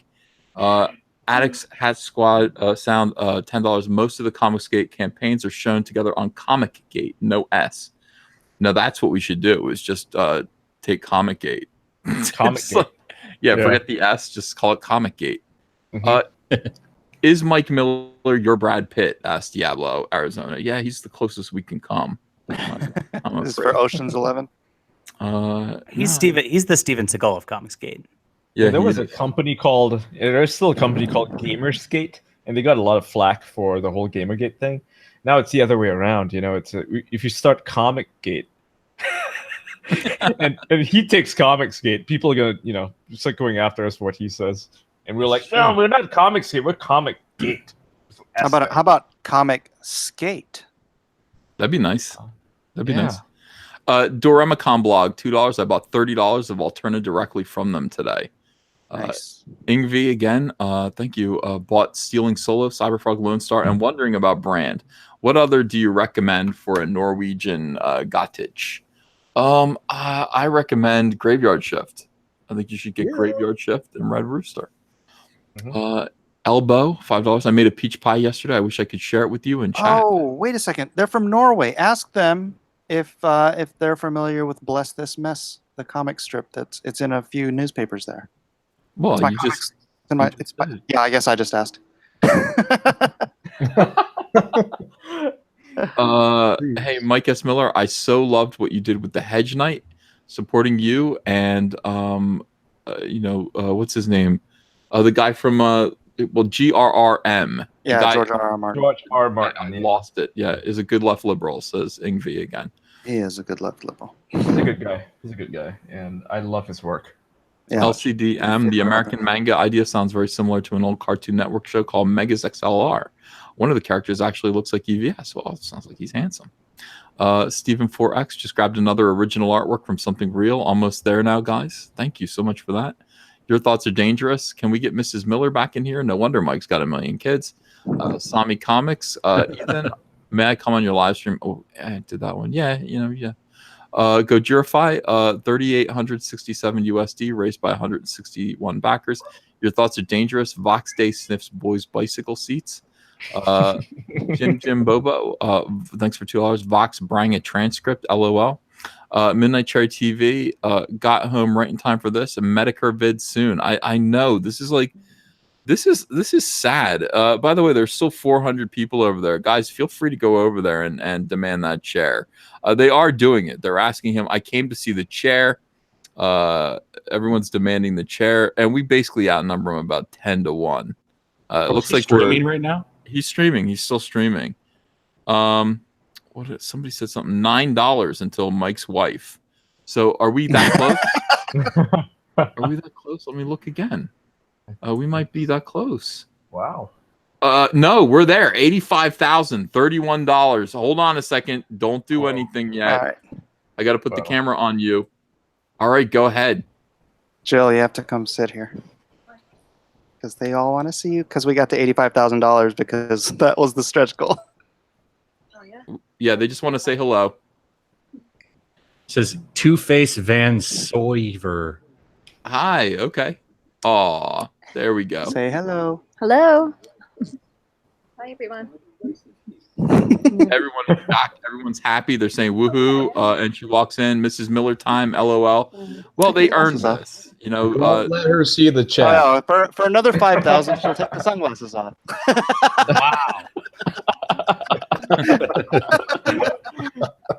Wow. Yeah, good job. So everyone's saying, damn, son. The chat is going like a tank tread. It's spinning up there. Yeah.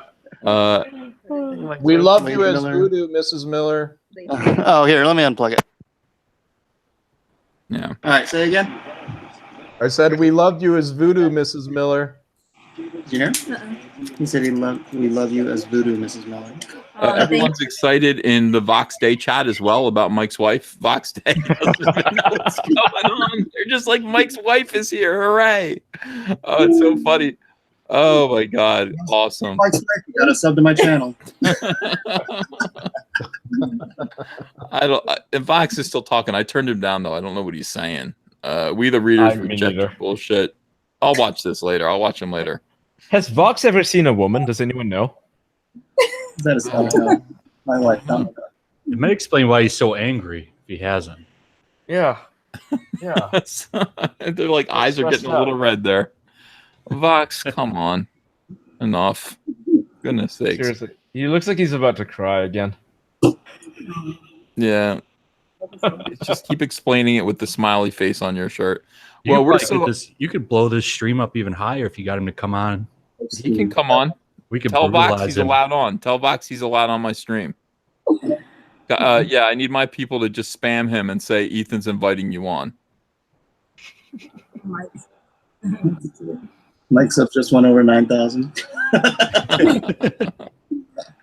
Yeah. Vox Gay is an incel with false eyebrows. I don't know if they're false, you know. They're calling him Bendis Light. All right, they're saying it now. Go on EVS. All right, let's go. Yeah, come on EVS's stream. Debate Ethan's invited you on. Ethan wants you on. Debate Ethan. Yeah.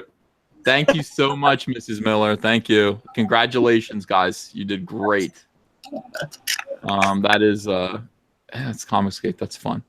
I like how the stream has 2 chats right now. You got a smooch. So funny. Vox, get on EVS's stream. They're saying Caesar calls for Vox. Ethan's inviting you on. Go on EVS's stream. He's got to see that. Of course he does. Of course he sees it. Yeah. He's just ignoring it. He's just saying anyhow. Yeah. He's saying anyhow? Yeah. He's talking about some irrelevant stuff. All right. Well, you know, what could I say? I mean, you know, I'm willing to talk to him. He's calling me a liar. I'm certainly willing to listen to what I'm lying about. $65,657 for Cyberfrog Blood Honey. Nice. You know, I tell my people, I'm like, my people in my chat, I'm like, I'll tell you the truth. Even if it's embarrassing, I will tell you the truth. And I've been wrong, but it's like I don't intentionally lie. And as far as I know, I have been 100% honest about this situation with Vox Dei. And even like there's no reason for me not to be. Like there's nothing in it for me to, you know, to be disingenuous or dishonest about. Who cares? You know, it's like it's more important to him than it is to me, for God's sake. Come on and chat with us. We would like to see that happen. And it would make for a good time. I think people would be entertained. Jeez, this guy in the chat says, no wonder Mike wants his chats clean. His life must be so dirty. Graveyard Shift, $49,616 for John Malin. We're getting there. Almost there. We're getting there. We're plugging away. We're gonna make that happen. Let me just check and see. See, Elliot Fernandez was on this morning. Yeah, he just sold another copy. You know, it's not so bad. Something real. We had Ian Miller in here. Did we get him to 4,000 yet? No, 3,953. And Lone Star Heart of the Hero is the big success story of the day. You know, Mike S. Miller did hit. I didn't think it was going to happen. When I said, let's get him to 85,000, I really didn't think it was going to happen. But I think the Mrs. Miller stretch goal really did help. She helps me win at life. Absolutely. Yeah, absolutely. Wow. How many kids did she have? 5. 5? Wow. You're kidding. You're kidding, Nope. right? Nope. Wow. You want me to bring them all in here? No, they've all been on. They've already been on like times. People are saying bring the chair to the Dark Lord stream. Emery Calamay points out that Vox is married. That's fine. I you know, what does that have to do with anything? They're What's his asking him husband's to come name? on. Oh, Honestly, who cares? Yeah. They're asking him to come on. I don't think he's going to come on. I don't. No, think. he's ignoring it. He's completely ignoring it. He's talking about some irrelevant stuff. Vox Dei equals Zoe Quinn. Somebody Tell pointed him out. to man up. Vox Dei equals Zoe Quinn. That's a new meme. Come to me. Bring your chair. And let's talk it through. Let's talk it out. We'll see. Challenge his manhood. Just tell him to be a man. If you're a man, you'll go on EVS I right don't now. think he falls for that kind of a thing. I really don't. But it's you know. just emasculating, anyways. Yeah. Yeah, I mean, you're just calling him what he is, right? He's a pussy. Let's see. All right. So what a lot of people. Wow, I'm getting a lot of super chats in here. Thanks, guys. Yeah, I keep challenging Vox to get a link to join you. Oh, he's talking about it. There's a Mortal Kombat. What's he saying? Let's turn him up. Who's saying that you're busted and he doesn't need to go on your show? Okay, he's a pussy. Vox, I don't.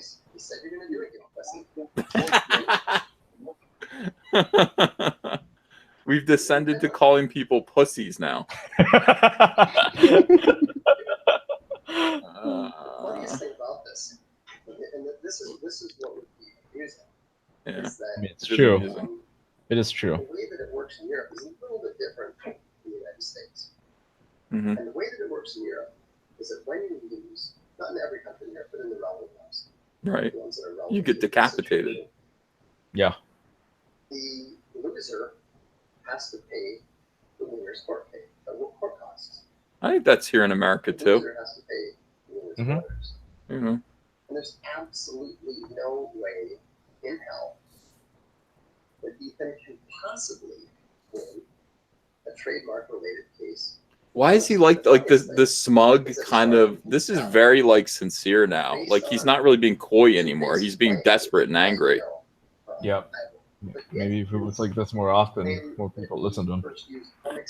Yeah. January 2018. You ever, you know that movie Seven? Yeah. Vox Dei is like John Doe before he became John Doe. What's in the box? What's in the box? What's in the box? I wanted to enjoy your life, Ethan. Yeah. Well, in any way could infringe upon. he's still talking. We've moved on from this. Yeah. It's not actually called Comicsgate Live, but it's actually called. I mean, this is a guy whose real name is Theodore. You can understand why he is the way he is. Tell Yeah. Two-Face. Theodore Beale. Beale. Yeah. Call him a pussy.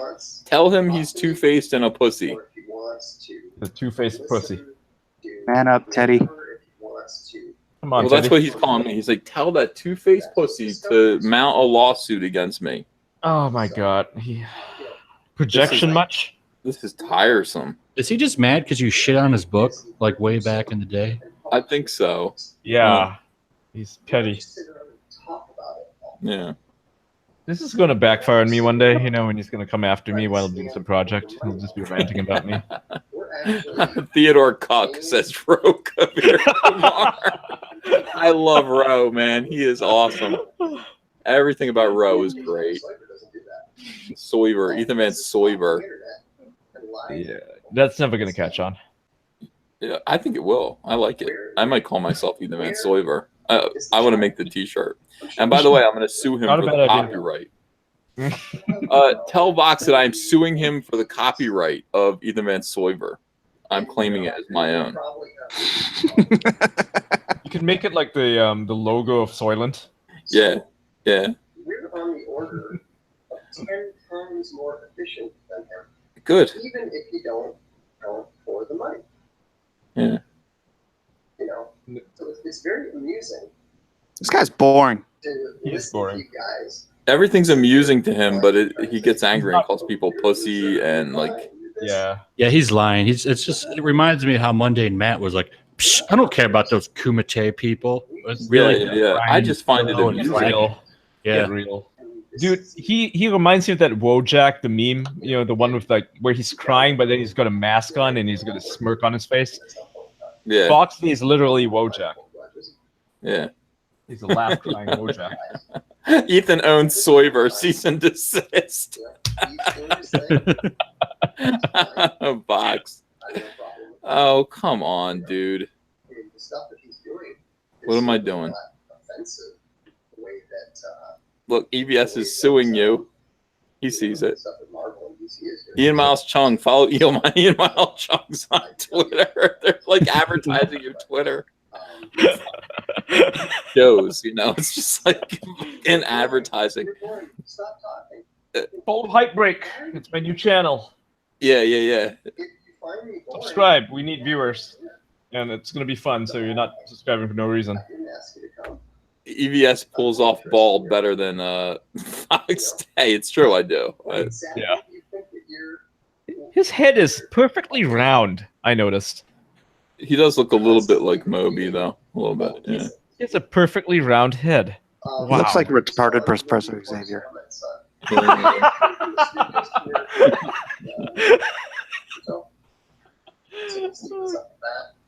doesn't have anything to do with us, really. Well, it just has to do with, you know, whether they get the money or not. Give us your chair, you whiner. I love that they're insisting on the chair. It's so funny. I can't take it anymore, dude. I don't even know what he's talking about, but it's really boring.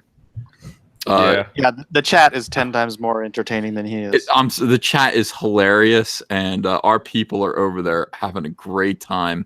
They're calling him Egghead, supervillain. They're demanding his chair. They're letting him know that I'm going to sue him to retain the copyright trademark on Ethan Van Soiver, and I think I will. I'm going to send him I will sue for that. I want the Ethan Van Soiver t-shirts. Yeah, it's Rose in here too. Chair. Ro Kabir Kumar, you are the warrior hilarious. Returns. Yeah, you are hilarious over there, buddy. Yeah. Feel free to can I get you in here? Let me get you in here somehow. Lock him in here. Yeah, I have to send him the links. No, Ro is He's in the group. Yeah, he's in the group, right? It's pretty far back. Yeah. Yeah, you'll have to relink it. Yeah, that's fine. I think it's important that we talk about this as a family. Yeah. This is very serious. Everything that's happening is very serious. I'm gonna send this straight to him. Ro Kabir Kumar. I'm baffled by all of this. I got to be honest with you. It is very baffling. Yeah. All of this is strange. I didn't know that this was such a thing. Mm-hmm. And by the way, I don't really care anymore. I cared yesterday, but the thing about it is that I really feel like what happened in terms of the stampede on Vox's stream was a show of no support. And the show of no support basically said, look, we don't care. You can do what you want. You can have something called Comicsgate Live, but you've been publicly denounced by the people who actually make up Comicsgate. So you're welcome to the name now if you want, but it means nothing because nobody's going to join you. Like, you'll have to find your own group of fans and talent. The fans and talented people are all coming our way. We have Mitch Brightweiser. We have Yellow Flash. We have, hi, Mitch. We were just talking about you. Mitch. And what did I walk into? Well, Vox left. He's done. His chat is finished. Somebody told him to play his keyboard. Vox was in a synth pop band in the early 90s. People don't know that about him. I did not know that. Yeah, it's true. Back when they called him Moby. Yeah. He needs to be like Keyboard Cat and just play himself off screen. That was an unusual chat. So, Mitch, basically, we have incurred the wrath of Vox Dei, who has quite a happening. Yeah, Vox Dei has decided that he is going to produce something called Comicsgate Comics. Are you aware of all this? I'm very aware. Yes. Okay, so he's Comicsgate Comics. He thought he was being kind of crafty. Now, our community, of course, was horrified by this. People didn't want Vox Dei to infringe, or not to infringe necessarily, but to basically slime the good name of Comicsgate that we feel that we have dragged up from the sewer that SJW's kind of tossed it into. Everyone feels like a little bit of ownership over what we've done. It's as if we found a dirty old bike, and all of us together, we worked really hard to polish that bicycle, to clean it up, to make it shine like new. John Malin attached one of those little bells to it, the front of it. Ding, ding, ding. Somebody like Mitch Brightweiser added a nice basket to the back to carry a puppy in. And basically, this bicycle is shiny new, and we want to ride it around the block. It belongs to us as a community, as a family. It's our family bicycle. And in comes, Vox Dei, the sinister Theodore Beale, Teddy Beale. Teddy Beale. Dark Lord Teddy. Dark Lord Teddy. And he basically says, hey, nice bicycle. Did you, it's mine too. It's everyone's. Mine now, nerds. Yeah, exactly. It's a community bicycle. It's mine too. And I'm going to start selling rides on your bicycle. Yeah. And of course, we don't like to be bullied. Comic skaters don't like to be bullied. And we said, no, you can't do that. We own this bicycle. We are the ones who cleaned it up. And he said, fuck you. So that is why people got upset. Now, my response to it initially, Mitch, was to say, well, maybe there's something legally I can do. Because I have, basically, first of all, I didn't do this without the permission of the Comicsgate community. I didn't go off rogue, cocked, and say, hey, I'm going to just do whatever I want to do. I got everyone together, and we all decided we're going to speak as one voice and threaten to sue because I owned the copyright to the word Comicsgate. I owned it because I have a YouTube show called Comicsgate Live that I've been running and making money at for 3 months, at least 3 months, at least. So I thought maybe I'd have a case. We did have, we had Nick, is it Rakita? Yeah. We had Nick Rakita on. He's a lawyer, and he said, "Hey, yeah, you might have a case." So anyway. So what's Fox's response? What just occurred on his stream here? Can you recap? Give me the brief. I don't know. We demanded his chair, and people, we demanded his chair. We sent Ro Kabir Kumar. Hey, Ro Kabir, bend the knee, Meth Moby. Ro Kabir is calling him Meth Moby. Ro Kabir, come on in here. We need you in here.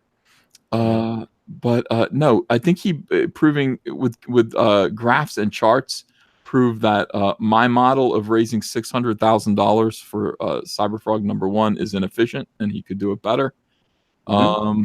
And I think he basically just tried to prove that efficiency was what he had to offer Comicsgate.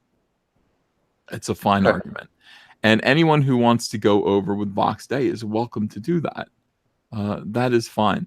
I, at this point, have just kind of shrugged. What happened was yesterday he did a live stream announcing Comicsgate and his ownership of Comicsgate. And Comicsgate just absolutely rode on him and humiliated him and drove him into the ground. To me, that was good enough. From here on out, he's welcome to use the name Comicsgate if he chooses to relive that trauma over and over again. That's up to him. Feel free. I renounce any claim to it. It's absolutely his and everyone's. But I want him to remember that Comicsgate answered him when he said that he was Comicsgate. Comicsgate answered him loud and clear. And it doesn't matter how many emails he sent me warning me about this that I never opened and never read. It doesn't matter how many weird phone calls he gave me and told me, hey, I'm doing this. I wasn't listening. That's my fault. I accept that. I'm an boring imperfect person. man.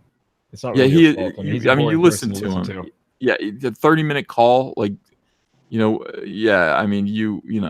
listen to him. You know what it's like. Do you think Vox Dei changed his name because he's one letter away from his name being Teddy Bear? Oh, wow. I never thought of that. And if you're saying it with a Japanese accent, it is Teddy Bear. It is Teddy Bear. Yep. Is that his? What's his real name? Theodore Beale. Theodore Beale. Yeah. Okay. Oh, okay. Wow. Yeah. You know his mom called him Teddy, so. Teddy Bear. His kid, his friends, he probably got beat up relentlessly for that. And that's why he changed it. Teddy Bear. I'm now Dark Vox Lord Teddy Dei. Bear. He's just mad at the world because he got bullied as a child. That's it. Well, From now on in the chat, whenever you go in the chat, that's his name. The Dark Teddy Bear. Dark Teddy Bear. So says Roku Beer. Well, I'm the Lord of Light. The Lord of Light, and here is my rider. There he goes. Nice. So yeah, I think we're okay now. I think as of last night we were really okay, and I think he knows that, and that's why he kind of did this other stream. Yeah. Well, I think everything that we're doing is a response to positions we've been put in, right? Or mainly through customer demands. Like we're rising up to fulfill what the customers want. And the proof is in the pudding with over $600,000 for Cyberfrog, almost $170,000 for Red Rooster, nearly $85,000, I think, for Lone Star, or maybe there's even more. And on and on and on and on it goes, and on it will go. So long as we do this for the customer, right? Gamers, rise up. Exactly. And that's what we plan to do. Let's see. So now I see Docs Vox in the chat. You guys are truly getting the moral high ground, says Brian XX. The one that's doxing him, it's oh my god. That is his name. Everybody knows his name is Teddy Bear. Yeah. That's a fact that people know about him. It's not doxing him. I don't know where he lives. Neb Brightweiser, thanks for $1.99. Mitch should be the new Dark Lord. He knows why. We won't talk about that. GRP poll, $10. Hail Dark Lord Caesar. Vox will bend both knees. He will succumb, I hope, to the Red Rooster of Comicsgate. And bow to the Red Rooster of Comicsgate. Absolutely. Wow. Yeah. Thank you so much, Warren JB, for a £1 donation. Michael Dwayne, $2 for a red chair. Red Racks, $2. EVS, opinions on the totality in Justice League. What's that? He's fucking with me because he knows I don't like it. Oh, I don't know what it is. Vox's name is on his own wiki. Right? Just it's like on his own wiki. So anyone saying, really boring plot point. No. Jorge Versetti, Meth Moby taking the hard L on his own stream. Thank you for $2. Yeah, again, I mean, Nasser's back. He has his fans. I mean, Vox's fans are in my comments as well, and they're upset about all this. But I mean, look, I don't know what to say, you guys. How would it feel? How would you like it if you nurtured something? How would you like it if you nurtured a baby bird, a wounded baby bird back to health, and Vox Dei came and stepped on it? Oh my gosh, dude. I did that when I was a kid, and a freaking mockingbird came and killed it in the morning. I was so upset. I ran to my dad's room to get the air gun to shoot it because it was eating it on my neighbor's roof. And I was like, sorry. You just brought back memory. No, he wouldn't let me use the freaking gun. I was like, and yes, I was crying. No. I nurtured it all night, You had been so many moral crusaders in the chat. I can't believe what I'm watching. What am I seeing right now? What does this become? What are they talking about? About what? Oh, they're just.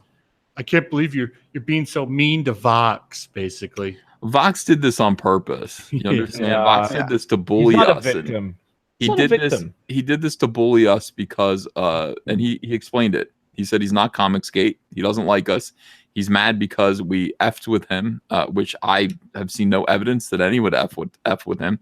He did this as revenge. He did this for his friend Will Callaghan, who is a controversial figure right now in Comicsgate that I had nothing to do with. And I don't know why this is so important to him. If this is his idea of revenge, I hope he enjoys it. We don't care, really. I mean, honestly, it's okay. It's just fine. You know, he can do this. He can have Comicsgate comics. You know, we've already made it clear. All we needed to do was make it clear that we have nothing to do with this. And I think we did that. So he's free to do whatever he wants now. And I mean, you know, look, again, if he did this because he really wanted to be Comicsgate, if he did this because he cared, that would be fine. He didn't. He already admitted he didn't do this because he cared. Now, I know he's listening now. Vox, you admitted you did this because you wanted to get revenge on the fans. You did this because you said, don't fuck with Vox Dei or I'll take away things that are yours. Who the hell are you that you want to take away these people's, what they build up? Who are you? What are you talking about? Who did anything to you that you need to take away their Comicsgate title? That is not how a teddy bear should act. That isn't how a teddy bear should act. So, I mean, you already admitted that. We heard you say it on your last stream. You said, if you fuck with Vox Dei, which nobody did, I will take away things that are yours.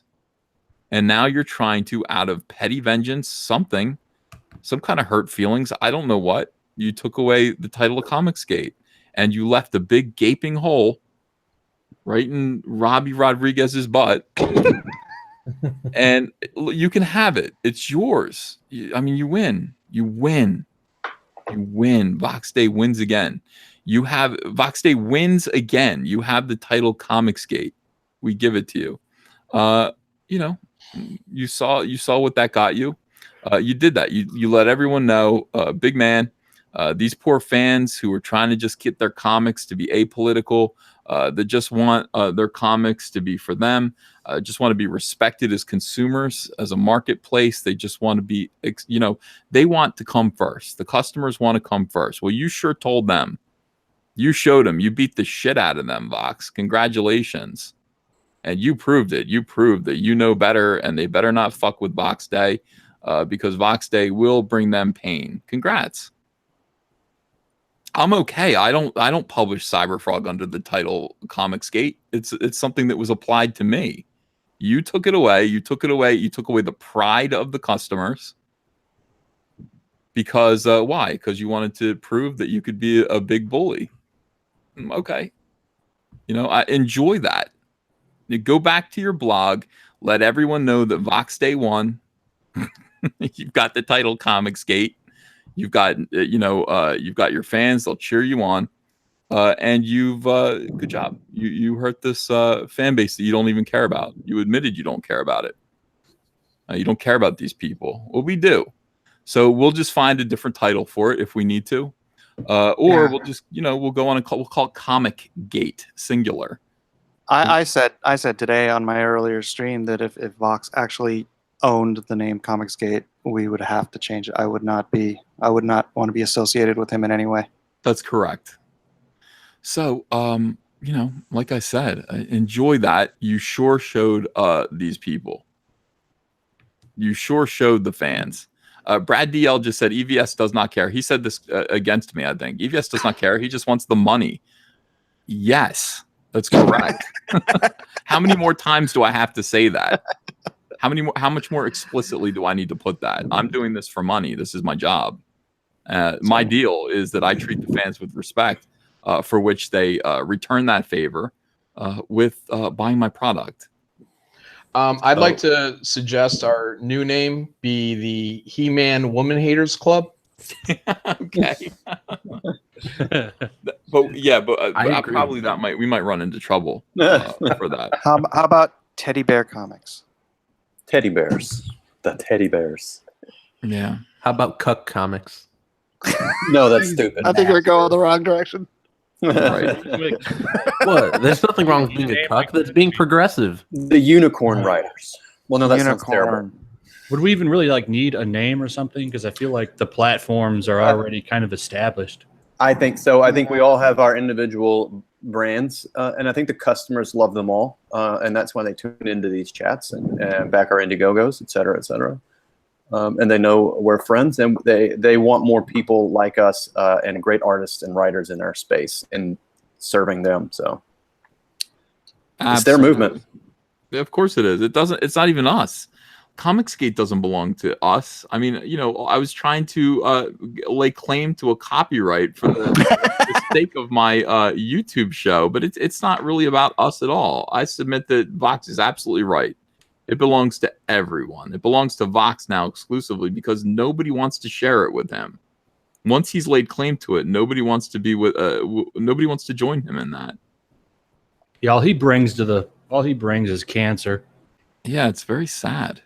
It's very sad. That explains the baldness. Mike's Hot Wife Comics was suggested. I'm not sure that's a. I'm not against that. Yeah, I would buy them all. She can be the figurehead. Yeah, I think we pretty much all have hot wives. So it could just be Hot Wife Comics. Yes, I could get on with that. I'm not married. It just sounds like porn. That's porn. It just sounds a little bit too much like porn. Yeah. So anyway, Vox Dei's invited to come on here and talk to me about it. Obviously, man to man. He can be on my show. I have a big audience. You know, I've got 1,064 people watching now. Few of them are his fans. They're giving me hell. Yeah. Let me see. Someone giving me hell. You could do something along the lines of a rebellion or revolution. Yeah. Because that is what we are. Yeah. Where's somebody giving me hell though? I'm trying to find one of Vox's fans. Man to liar. Okay, so I'm right. All right. Well, look, he can come here and tell me that I'm a liar. I mean, you know, I haven't lied. I haven't. I've told the explicit truth. You know, that is the case. I might be mistaken here or there. I doubt it though. It's rare. But he can come here and we can talk it out, you know, and that would be probably more productive. Everyone will probably leave if he does show up. That'll make me sad. Nobody wants to be in the same stream as him. But I will be. You know, I'll talk him through it. No problem. We could call this the light stream. The light stream? The light stream instead of the dark stream. Yes. The darkness. Oh, parents. Chicken Sith, $5. Vox is just mad we rejected Alt Hero and Bargain Bin Rebel last year. That was actually a good one. Hashtag comics for all. Yeah, yeah. Colonel Comics, Teddy Bear has to shop for clothes in the boys section. Klein Dropper, thanks for $5. Pardon the interruption, E, but are you rolling this right into the High Council? No, I'm gonna get off at 8:30. The High Council's at 9, and I think it's Jeremy tonight. I think it's Geeks and Gamers. I got to be ready for that. Yeah. And then Professor Geek is at 9:30. Is going to have several of us on there. Oh, that's nice, Professor Geek. Yeah, I may come on there too. I've been watching his videos lately. I really like him. He's really good. Yeah. I'm gonna have him on my show. Really? Yeah, yeah. I wrote him. He's gonna come on. I think he reached out to me too. I wouldn't mind. I like the fresh blood that we're getting in here. I mean, you know, we got Ian Miller with his. Man, my voice is going. I've been talking literally all day. We got Ian Miller in here with his incredible comic, which has now. Oh my God, let me see this here. Geek's been doing this for 2 years. He just hasn't been part of this little. I was watching him. I was tweeting him. I was tweeting his shit out. I found it when he had like 500 subs, man. Yeah. Something Real is at $4,028 right now. That's awesome. I mean, that's incredible. Yeah, Professor Geek has good shit. He's an actual professor, so yeah. Yeah. Which I worry about, like, Ooh, you know, these Renifimous find out his name and go and like contact his school and shit. It's been attempted before. I don't doubt it. So I wouldn't worry too much. He's a good teacher. It doesn't matter. He may have tenure. Oh, that's weird. Yeah, he's a professor, and I mean, he teaches medical stuff, and you know, social justice has not really penetrated that field, so I think he's okay. Hey, Red Rooster's up to 168,685 right now. As soon as Mitch comes in, people want to support him. They do. Hey, I gotta go because well, I have work, so I will check you guys out later. And See you, buddy. Out. See you, man. Later. Bye. Later. Bye. No problem. $66,117 for Cyberfrog. Thank you very much, everyone. Graveyard Shift is, come on now, 49,711. Come on, let's get that to 5. Do it. I just need that to get to 50 so bad. I'll be so happy. Lone Star Heart of the Hero, the big success story of the night, of course, is at $85,031. They made that happen. Right. It's awesome. Yeah, as soon as she showed up, they stopped. It's done. It is done. I know. Mike, did you get your check cleared today? Yours too? Yes, it did. Yes, it did. It was a nice morning. Yeah, they're all asking where Mitch was. I mean, he's probably rolling around in money. Well, it's all digits staking. in a bank account. So Now, was that 15 days after it turned into a store?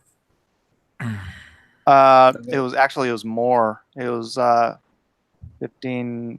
Well, technically, it was 16 business days total. Run the same for you too, Mitch? well, no, not exactly. I think mine paid a little bit quicker. I think they're on like a payment schedule, like No, didn't within you get yours? Indiegogo. You got yours today, right? Today, yeah. Yeah, and you got the same letter I got. Oh, yeah, that's right, yeah. But our Yeah. campaigns ended on different days, so Oh, okay. yeah, I think that's what he's talking about. Maybe, I don't know, Yeah, so you got yours faster. a little Yeah. bit. Never Beautiful. I mind. love it. So everybody's came through on the same day. Is that what it is? Yeah, Seems like it. yeah. Oh, And that's Indiegogo has been fantastic all the way through. No hiccups for me. Yeah, that's great, man. That is great. So, Mike, did you get well? Oh, you got yours from when the campaign ended, but not. No. They gave it to me from when they cut it. That was the date. So it was like. So you've got everything basically except for what you made like today and yesterday. Yeah, except for the last like 4 days, something like that. 4 days. Okay, that's good, man. I'm getting tired. I'm gonna go up and eat. I want to get. I gotta be ready for 9 o'clock. You got Ro. Ro just walked in. Oh my god, damn it! How you doing? How you doing? Hail Caesar, hail the Dark Lord. Oh, thank you, Ro. I'll stay for 15 more minutes. Ro, what the hell? I had to be there. You know what? I saw the link. It was excellent. But you know what? We had 2 streams going, and we were just riding on him, man. It felt so great. I just loved to see the tears in his eyes. Sorry, brother. I had to be there. No, I love it. I was laughing my head off in here. I thought it was very, very funny. I can only take a little bit, though. It's like he's his voice, man. No, we put him on mute. I mean, that's the thing you do with all kinds of wenches, right? You put him on mute. I mean, he's a cuckold. That's what he is, right? And the thing is that people discovered that his real name is Dark Teddy Bear. That is correct. Yep. He is Theodore Beale. It's in his, Teddy Bear, I guess. Yeah. Teddy Bear?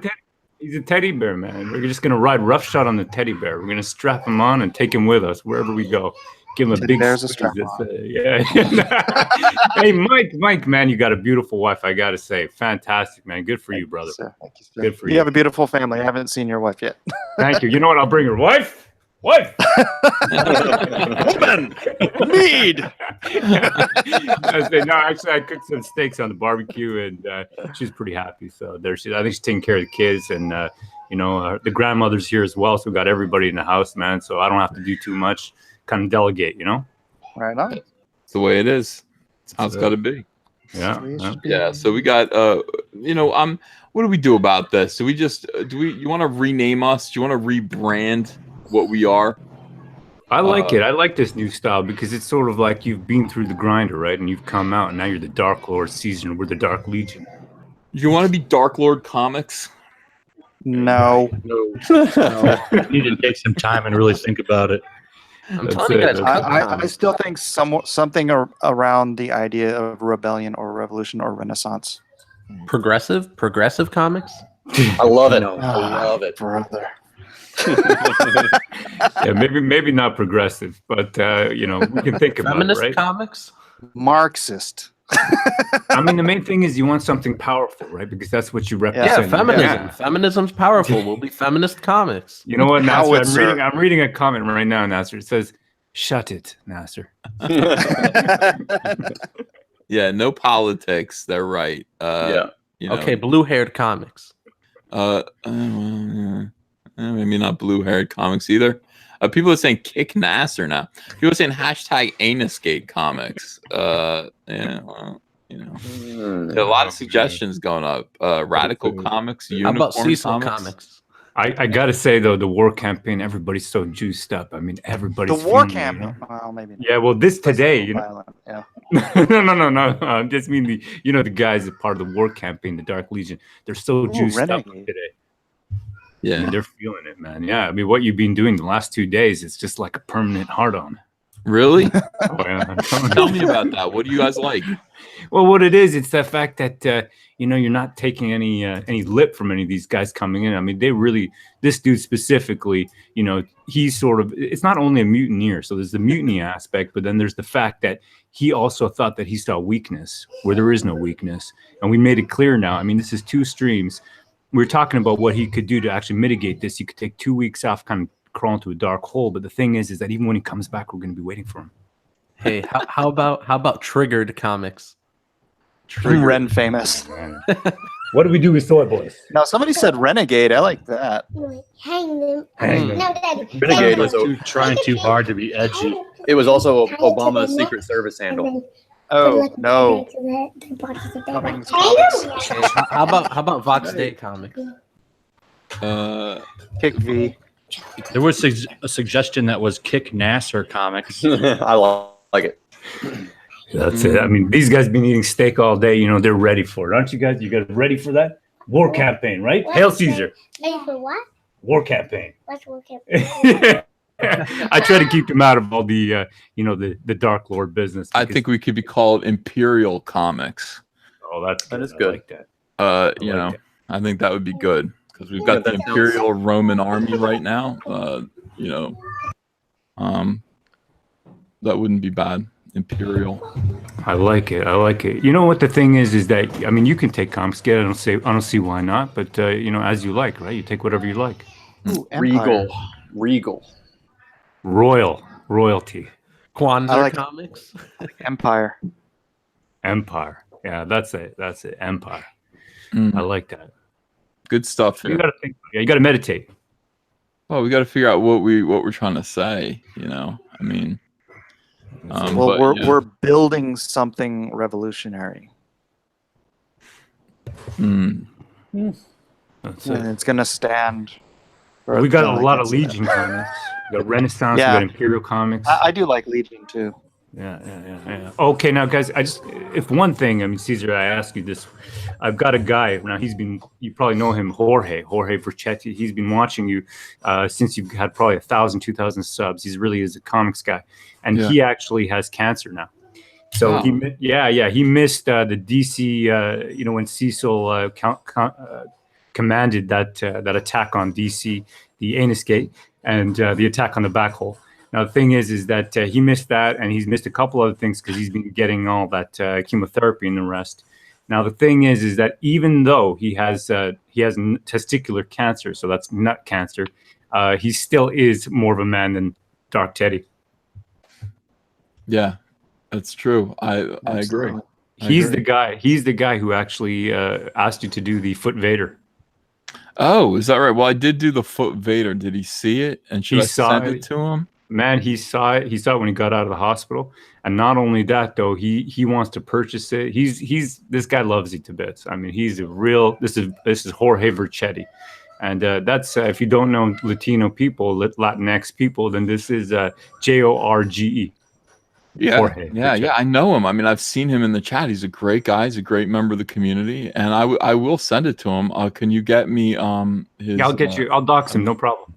Yeah, well, yeah, dox him to my private messages though, and yeah, I mean, I'd be happy to do that. I'll send it to him. I've got it sitting right over here. So, I mean, this is it. This is a guy with cancer, man. This is a guy with literally cancer right now, and you're giving him hope. Yeah, think about it. I mean, this is more than his entertainment. This is what what turns him on, what gets him pumping for life. Yeah, this is the thing. I mean, comics are supposed to be that. They're supposed to be, it's supposed to be a good distraction from some of the tough things that we all have to go through. So, I'm happy to do that. Yeah, I don't think that the $10,000 that you've raised for what was it now? What's the term? Penile? Well, it's men's cancer, but yeah, penile cancer is a part of that. Definitely. Sure. Is testicular cancer a part of that? Yes. Fantastic. So you've basically just cured Jorge's. Well, I wouldn't say that, but we've donated $10,000 to research so that maybe someday, first of all, people will get treatment, but maybe someday they'll find a cure, and that's what we want to do. Right on, man. Amen. Yeah. We got Justin Brown. He says the empire crushes cancer. Indeed, Yeah, we do. Ethan. The empire crushes everything. We're doing amazing things right now. While they watch, while they hate, all this stuff. Cyberfrog is at $66,367, which means that we have raised $606,000 for Cyberfrog all told. That is crazy, and it keeps going. Red Rooster, Golden Age is just kicking ass. $168,789. I'll bet that sees $200,000 by the time it goes to print. Honestly, Ravage Kill All Men. I mean, these are $44,235. Graveyard Shift, please come on now. Oh, we're getting closer. $49,798. We're just $202 away from that $50,000 mark. All we need is $202 there. So you guys back Graveyard Shift by John Malin, the great John Malin. OG as far as I'm concerned. John Malin came out hard for Comicsgate against SJWs at a time when it was not convenient and there was no support. There was no support group. No, there was not. Everybody that was out back then was essentially drifting in the wind, and all of the support materialized under the brave actions of a few people, I believe. Yeah. They saw what was going on, and they said, "This can't stand. We have to support these people." It was definitely a risky time, January, February, somewhere around there when Richard approached me to do that. And, but I believed what we were aiming for was the right thing to do. And yeah, it could have blown up in our face, but the water's a little safer now. And so, I mean, Jawbreakers paved a lot of way, and so did Cyberfrog and Red Rooster. And, everything we have now is because everybody's feeling a little bit more at ease with the community, and we grow from that. So everybody adds to the strength. Yeah.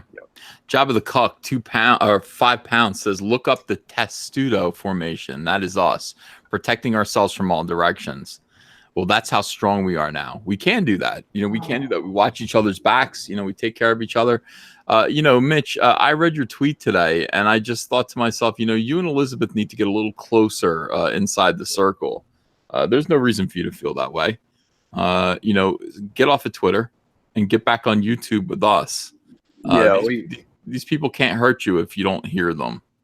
Yeah, it's been pretty nasty. A lot of nasty stuff directed our way since the end of the campaign, and it was like nothing during the campaign. It was all enthusiasm and positivity, and Twitter is gone. It's festering hole. I mean, to watch your spouse just have that much emotional turmoil. It's not fun. I mean, I know all you guys can empathize. I know the chat can empathize. You can imagine what that's like to have your spouse who's never said an unkind word to anybody maligned, and have her character dragged through the mud, and how infuriating that would be as a husband.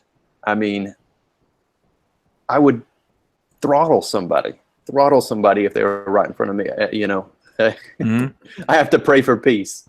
But yeah, I am going to come back and do my YouTube show as soon as this week is up.